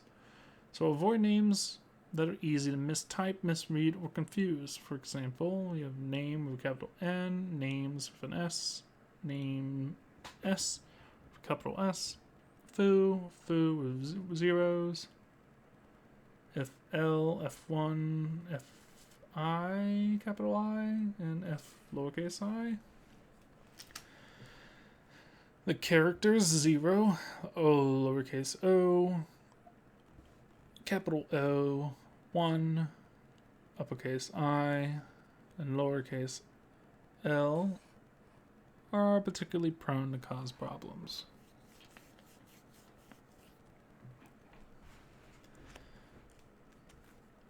So we have section that completes section 6 of chapter 2. Now we move on to section 7 of chapter 2 on types and objects.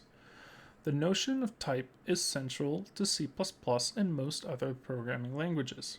Let's take a closer and slightly more technical look at types. A type defines a set of possible values and a set of operations for an object. An object is some memory that holds a value of a given type. A value is a set of bits in memory interpreted according to a type. A variable is a named object. A declaration is a statement that gives a name and a type to an object.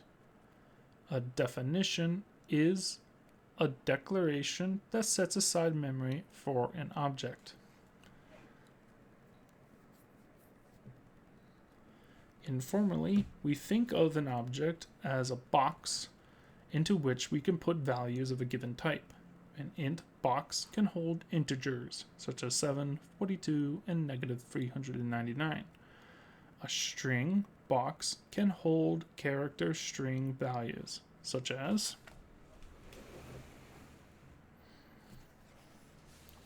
interoperability, operators, plus, minus, asterisk, slash, and modulus, percent. And old MacDonald had a farm. Gradually, we can think of it like this. Then we have various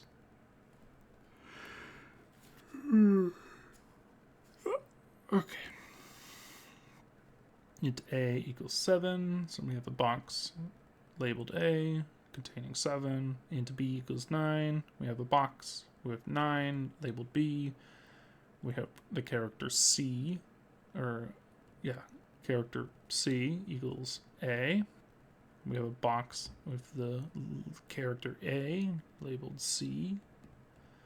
And then we have a box with 1.2 in it of the type X, or the label X, the type double. And then we have the string S1, which has 2. Interesting. I didn't know this. Okay. Which we have 13 and hello world. And then we have a string S2, which has 3 characters and 1.2 string. Interesting.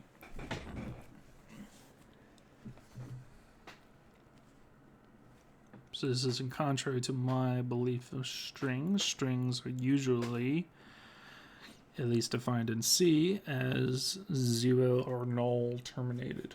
So they are a number of characters followed by the null character representing the end of the string, and it does not store the number of characters. But this seems different. So strings in C++ are different than the character array string style that you see in C. Okay, the representation of a string is a bit more complicated than that of an int, because a string keeps track of the numbers of characters it holds. Note that a double stores a number, whereas a string stores characters. For example, x stores the number 1.2, whereas s2 stores the three characters 1, point, and 2. The quotes for character and string literals are not stored. Every int is of the same size. That is, the compiler sets aside the same fixed amount of memory for each int. On a typical computer or phone, the amount is 4 bytes, or 32 bits. Similarly, bols, chars, and doubles are fixed size. You'll typically find that a computer uses a byte, 8 bits, for a bol, or a char, and 8 bytes for a double. Note that different types of objects take up different amounts of space. In particular, a char takes up less space than an int, and string differs from double, int, and char in that different strings can take up different amounts of space. And then we have a core concept alert marker here. The meaning of bits in memory is completely dependent on the type used to access it. Think of it this way. Computer memory doesn't know about types. It's just memory. The bits of memory get meaning only when we decide how the memory is to be interpreted. This is similar to what we do every day when we use numbers. What does 12.5 mean? We don't know. It could be $12.50, 12.5 centimeters, or 12.5 gallons. Only when we supply the unit does the notation 12.5 mean anything. For example, the very same bits of memory that represent the integer value, 120, when looked up as an int, would be the character x when looked up as a char. If looked up as a string, it wouldn't make sense at all and would become a runtime error if we tried to use it. We can illustrate this graphically using 1 and 0 to indicate the value of bits in memory. So we have a box with 4 groupings of 8 characters of zeros and ones, and the first 3 words of sorts are zeros, and then the last one is 0, 1, 1, 1, 1, 0, 0, 0. This is the setting of the bits of an area of memory, a word that could be read as an int. So I guess this is a word, our word being 4 bytes. That can be read as an int, 120, or as a char x. Look at the rightmost 8 bits only. A bit is a unit of computer memory that can hold the value 0 or 1. That completes section 7. Now moving on to section 8 on type safety. Every object is given a type when it is defined, and type never changes. A program, or a part of a program, is type safe when all objects are used only according to the rules for their type. Complete type safety is the ideal and the general rule for the language. Unfortunately, a C++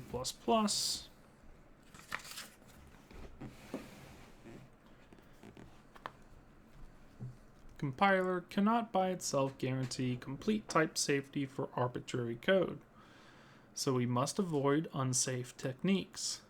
That is, we must obey some coding rules to achieve type safety. There are ways of enforcing such rules, but historically such rules have been considered overly restrictive and have not been consistently enforced. Given older versions of C++, earlier than the recent ISO C++ standards, and techniques adopted from the C language, this was unavoidable and therefore not unreasonable. However, when using modern C++ and modern analysis tools, type safety can be verified for most uses of C++. The ideal is never to use language features that cannot be proven type safe before the program starts executing. Static type safety. So the ideal is never to use language features that cannot be proven type safe before the program starts executing, i.e., static type safety, with the obvious exception of code used to illustrate unsafe techniques. See Chapter 16, Section 1, Subsection 1.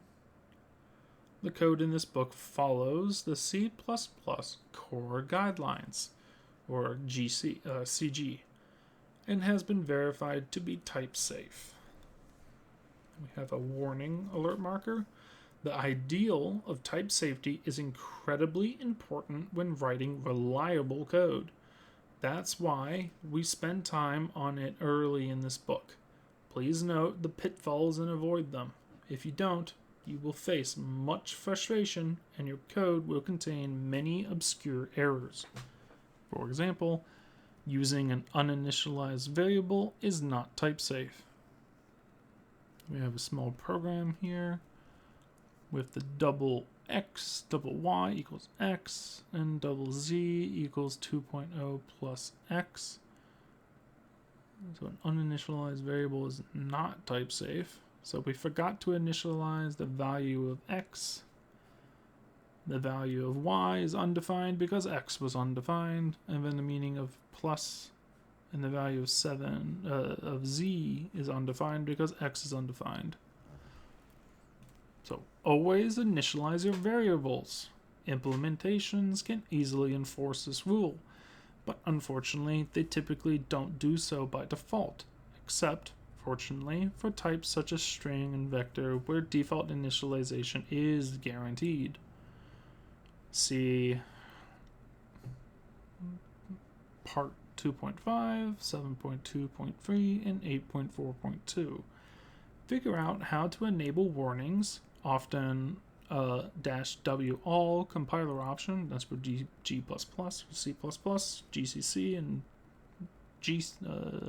well, I guess there is no CCC, GCC, and adhere to them. That's for the GNU compiler, and adhere to them. Doing so will save you a lot of grief. Okay, so figure out how to enable warnings, often with that option. So let's do that. Let's try that. So if we go down, we go to this project that I haven't closed yet, and right click the project, go to properties, and then go down to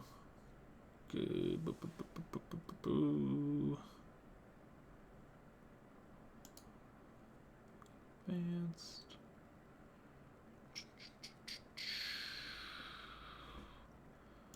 General.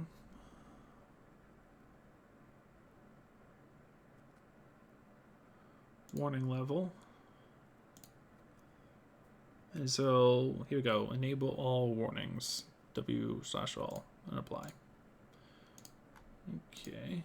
So what did it say is a problem? Do we have an error list?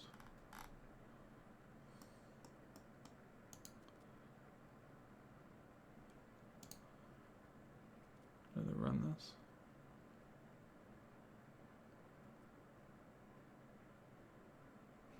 Alright, so it works. Okay, error list, none, but we do have a bunch of warnings. That's okay. That's not in our program, not in our program, not in our program. Not in our program. Not in our program. Not in our program. So all these are from the import std module, not from within our program. So we can safely ignore them for the most part. Okay. So that's how we do it. We go to project properties, right click our project, go to properties, C/C++, general, warning level, enable all warnings. I like to treat warnings as errors as well, but I certainly don't like the get warnings from things that are assumed to be correct. But such is life. Okay. So we got that little tangent done, or that little test done.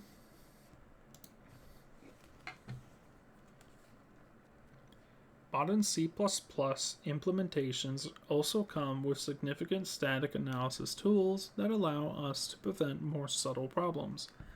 Professionals use such tools extensively, and so will you if you become or aim to become a professional. That is our goal. But at this initial stage of learning, just follow the rules and styles used in this book. That completes section 8. And now we move to section 9 on conversions. In section 4, we saw that we can't directly add chars or compare a double to an int. Okay, we can directly add chars. We tested that. Or compare a double to an int. However, C++ provides indirect ways to do both. When needed in an expression, a char is converted to an int, and an int is converted to a double. For example, char c equals x, the lowercase s, int I1 equals c, so I1 gets the integer value of c, so c, being a char, gets converted to an int, and then placed in I1, I2 equals c plus 1000, so c also becomes an integer and then added to 1000, and then I2 gets it.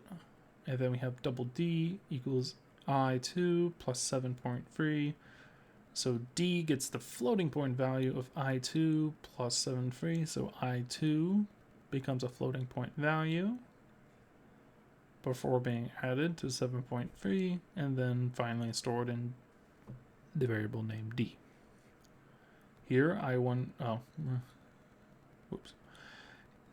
This is going to be a little repeated of what I just said. Okay, here I1 gets the value 120, which is the integer value of the character lowercase x in the popular 8-bit character set ASCII. This is a simple way of getting numeric representation of a character. To get the value of I2, the addition is done using integer arithmetic and gives the value 1120. The char is said to be promoted to int before the addition.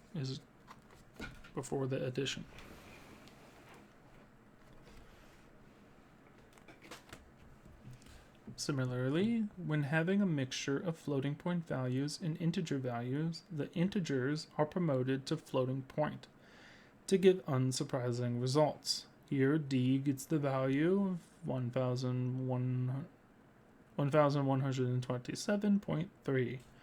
Conversions are of two kinds. We have widening conversions that preserve information, such as char to int. And then we have narrowing conversions that may lose information, such as int to char. A widening conversion converts a value to an equal value or the best approximation of an equal value. Widening conversions are usually a boon to the programmer in simplified writing code. Unfortunately, C++ also allows for implicit narrowing conversions. By narrowing, we mean that a value is turned into a value of another type that does not equal the original value. Consider int and char. Conversions from char to int don't have any problems with narrowing. However, a char can hold only very small integer values. Often a char is an 8-bit byte, whereas an int is 4 bytes. So we have this graphic, and we have char having 1 square, and int having 4 square, with each square being considered a byte.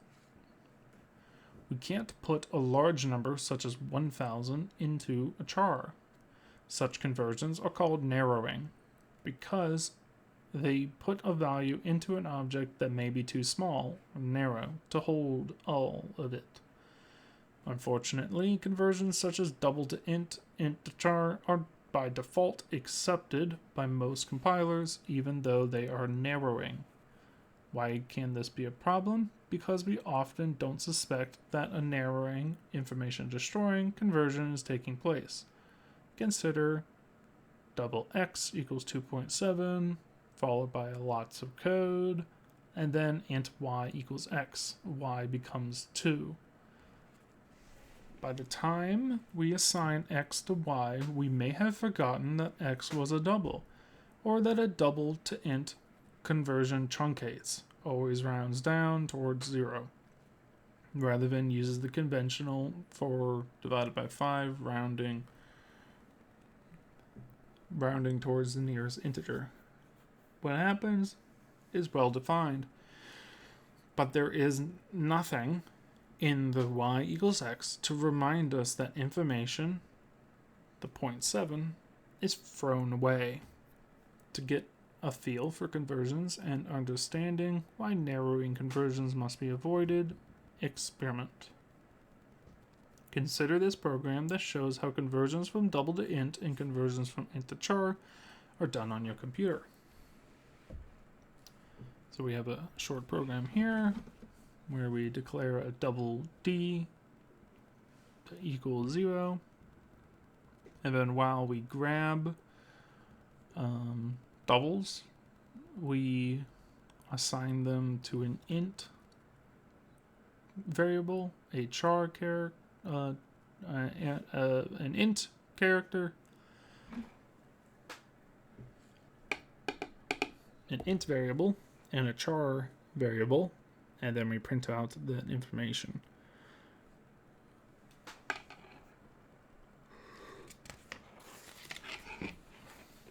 Oh, saw this coming.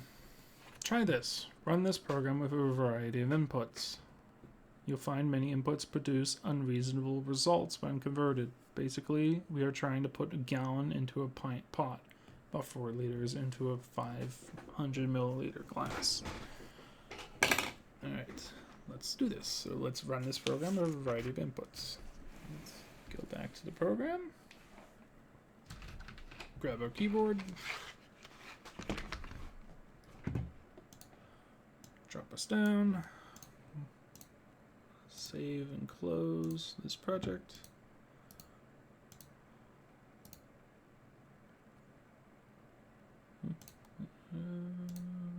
Visual Studio.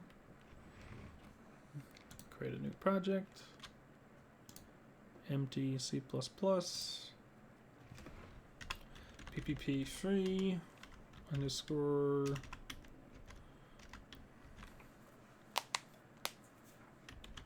try this. And what should we call this? Narrowing.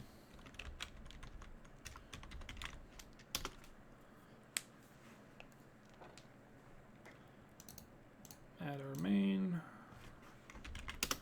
CPP. Go to our projects edit. Project properties. General. Scan sources by module dependencies. Yes. Language to C++ language standard. STD C++ language. Latest. Build ISO C++23 standard library to yes. Apply these changes. Hit OK. Build solution. Let it build.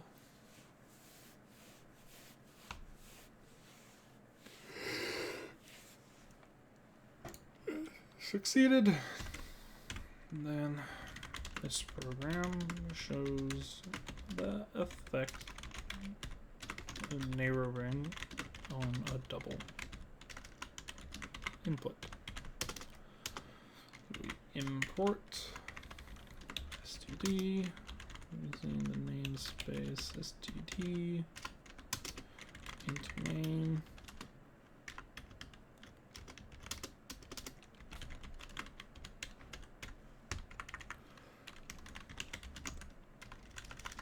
The double d equals 0, and the while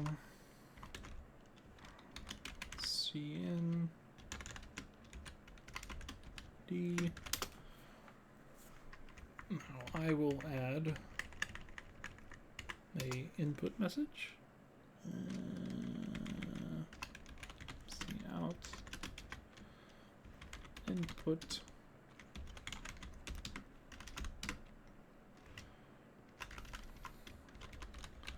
Please input values. Double floating.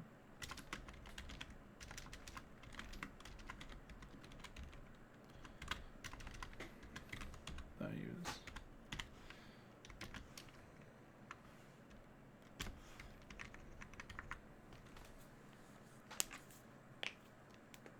Okay, let's maximize this.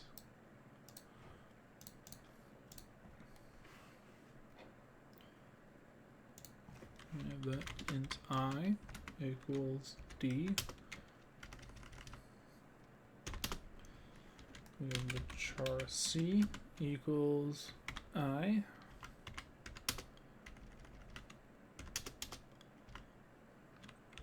And we have the c out. D equals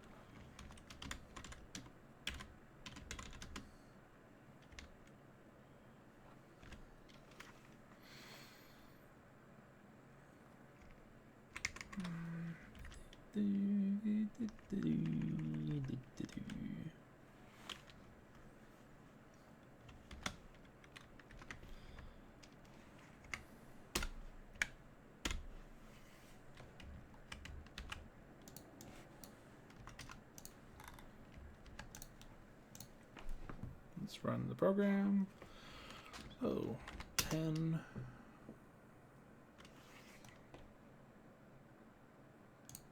doesn't look right. Doesn't look right at all.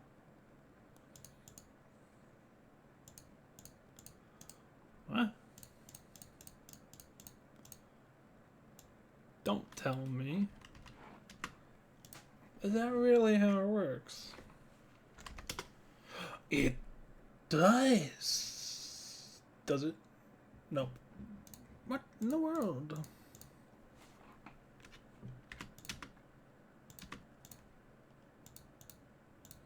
How do we get a new line here?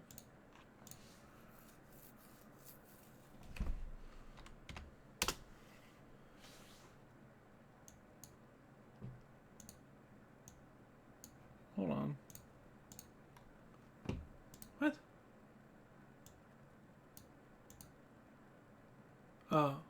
No.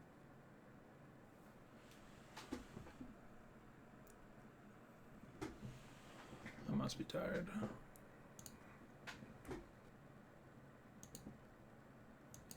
Oh! Okay. That's because 10 is like the enter key or something? Or some special escape character. What is 10 in the ASCII code? Let's look that up.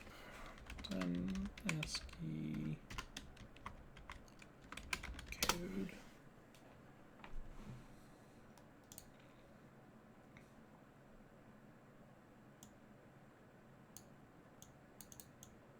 Line feed. So I think it's the next line character. That's why it was causing such weird error with C, and why it was showing nothing for these. Because it's not a representative character, it is a function character. Yep. Okie dokie, okie dokie.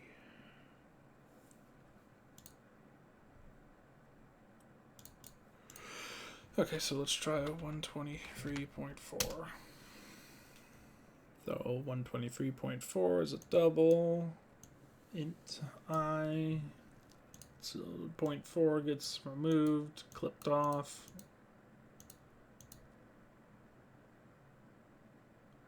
And it represents the left bracket operator, left curly bracket operator. Okay, so let's try 123.9. And so yeah, it just clips off this. Let me just get 123.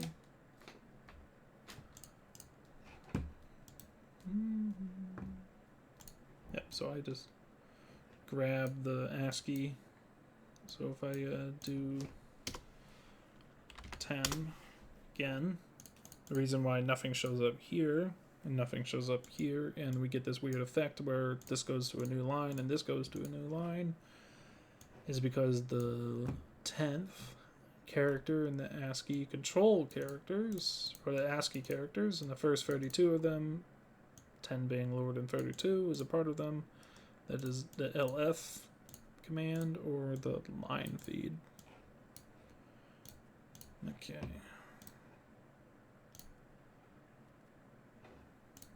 Right. Close this out. That works.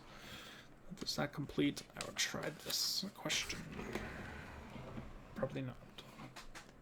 Small values, for example, 2 and 3. Okay, let's try these. 2. Emoji? What? 3? What? When did emojis get into the ASCII area? What?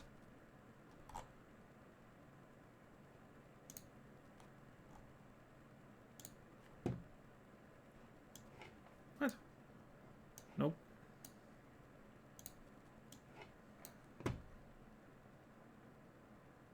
Two? It's supposed to be STX, or the start of text character. 3 is supposed to be the end of text character. Huh? Why is it emojis? That's interesting. Very interesting. I would not have expected that at all. Hold on. CPP reference. Let's check it out in the CPP reference. 2023. Current revision. This new stuff.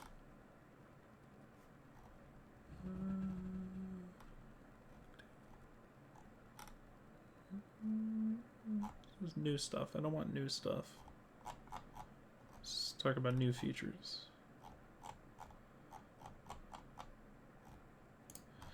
Okay, I'm not think I'm gonna find it there. It's interesting. Alright, let's continue on with the book. I'm sure it might explain it. Okay, large values, larger than 127, larger than 1,000. Okay, so let's try 146.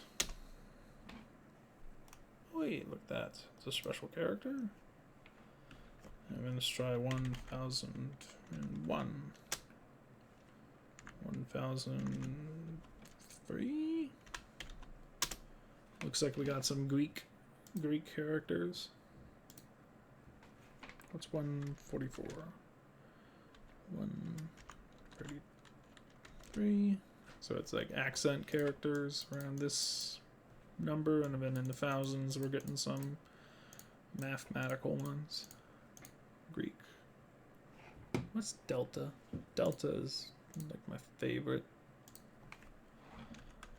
Delta Unicode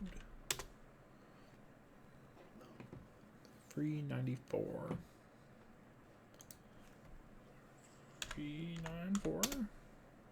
Nope. 394. 393.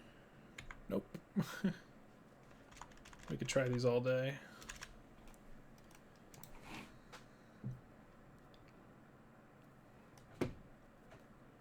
Fourth letter of the Greek alphabet.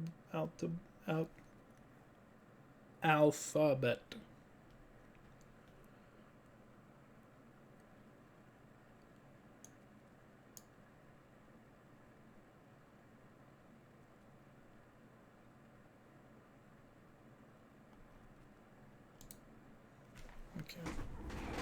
I don't know which one it is. I'm confused because 394 is supposed to be it.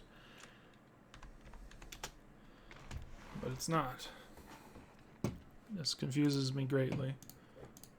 Okay, well, I could just be confused. Large values. Negative values. Alright. Woo! No way. Wait.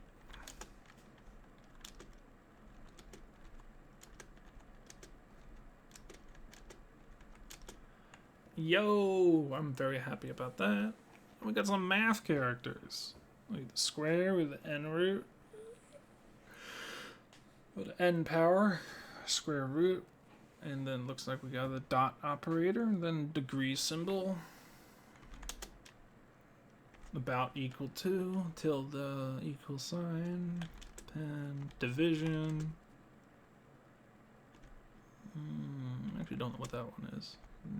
Nor that one. Nice. Approximately, or follows, I think that's what it's called. Yo, I didn't know that these were available. This is incredible.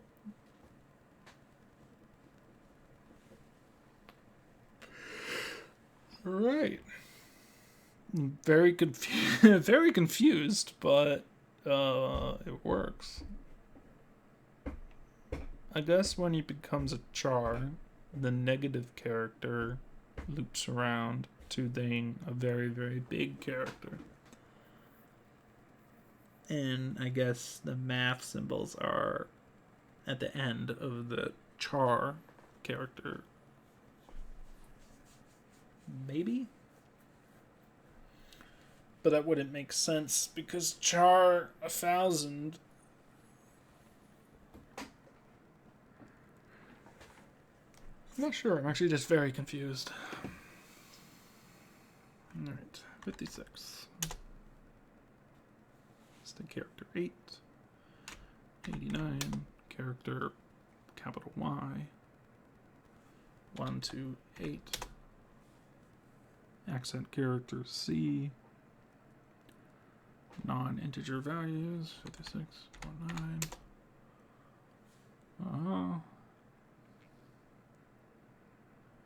56.2. Alright, we explored that earlier. You'll find many inputs produce unreasonable results when converted. Oh, wait, no, we already read that. I don't want to read that again. Okay, well, that's done.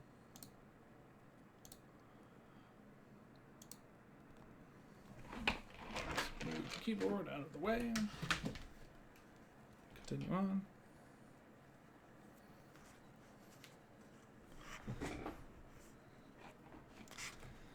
Almost done. Almost up to the drills. So we have a core concept paragraph here. Why do people accept the problem of narrowing conversions?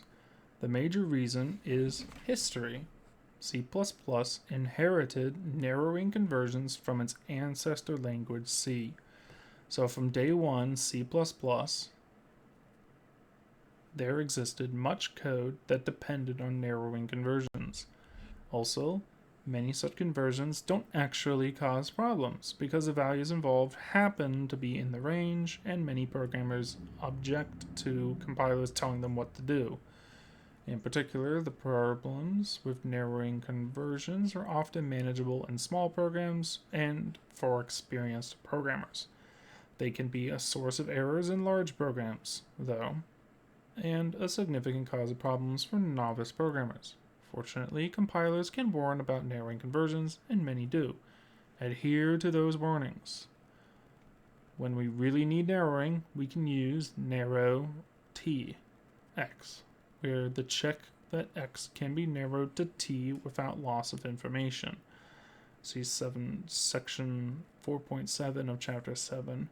When we want rounding, we can use the round_2 int x.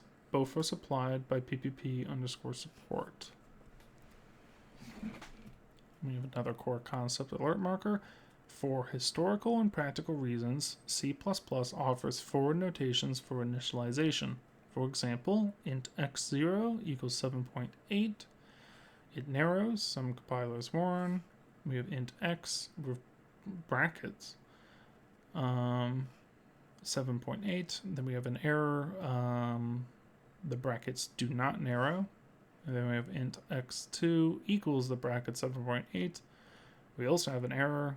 Equals brackets doesn't narrow. The redundant equals is allowed. We have int x free, and we have 7.8 within parentheses. It narrows. Some compilers warn. Okay. The equals and equals brackets, curly brackets, notations go back to the early days of C. We use the equals notation when an initialization simply copies its initializer, and the brackets and equal brackets notations for more complex initializations, and when we want compile time protection against narrowing.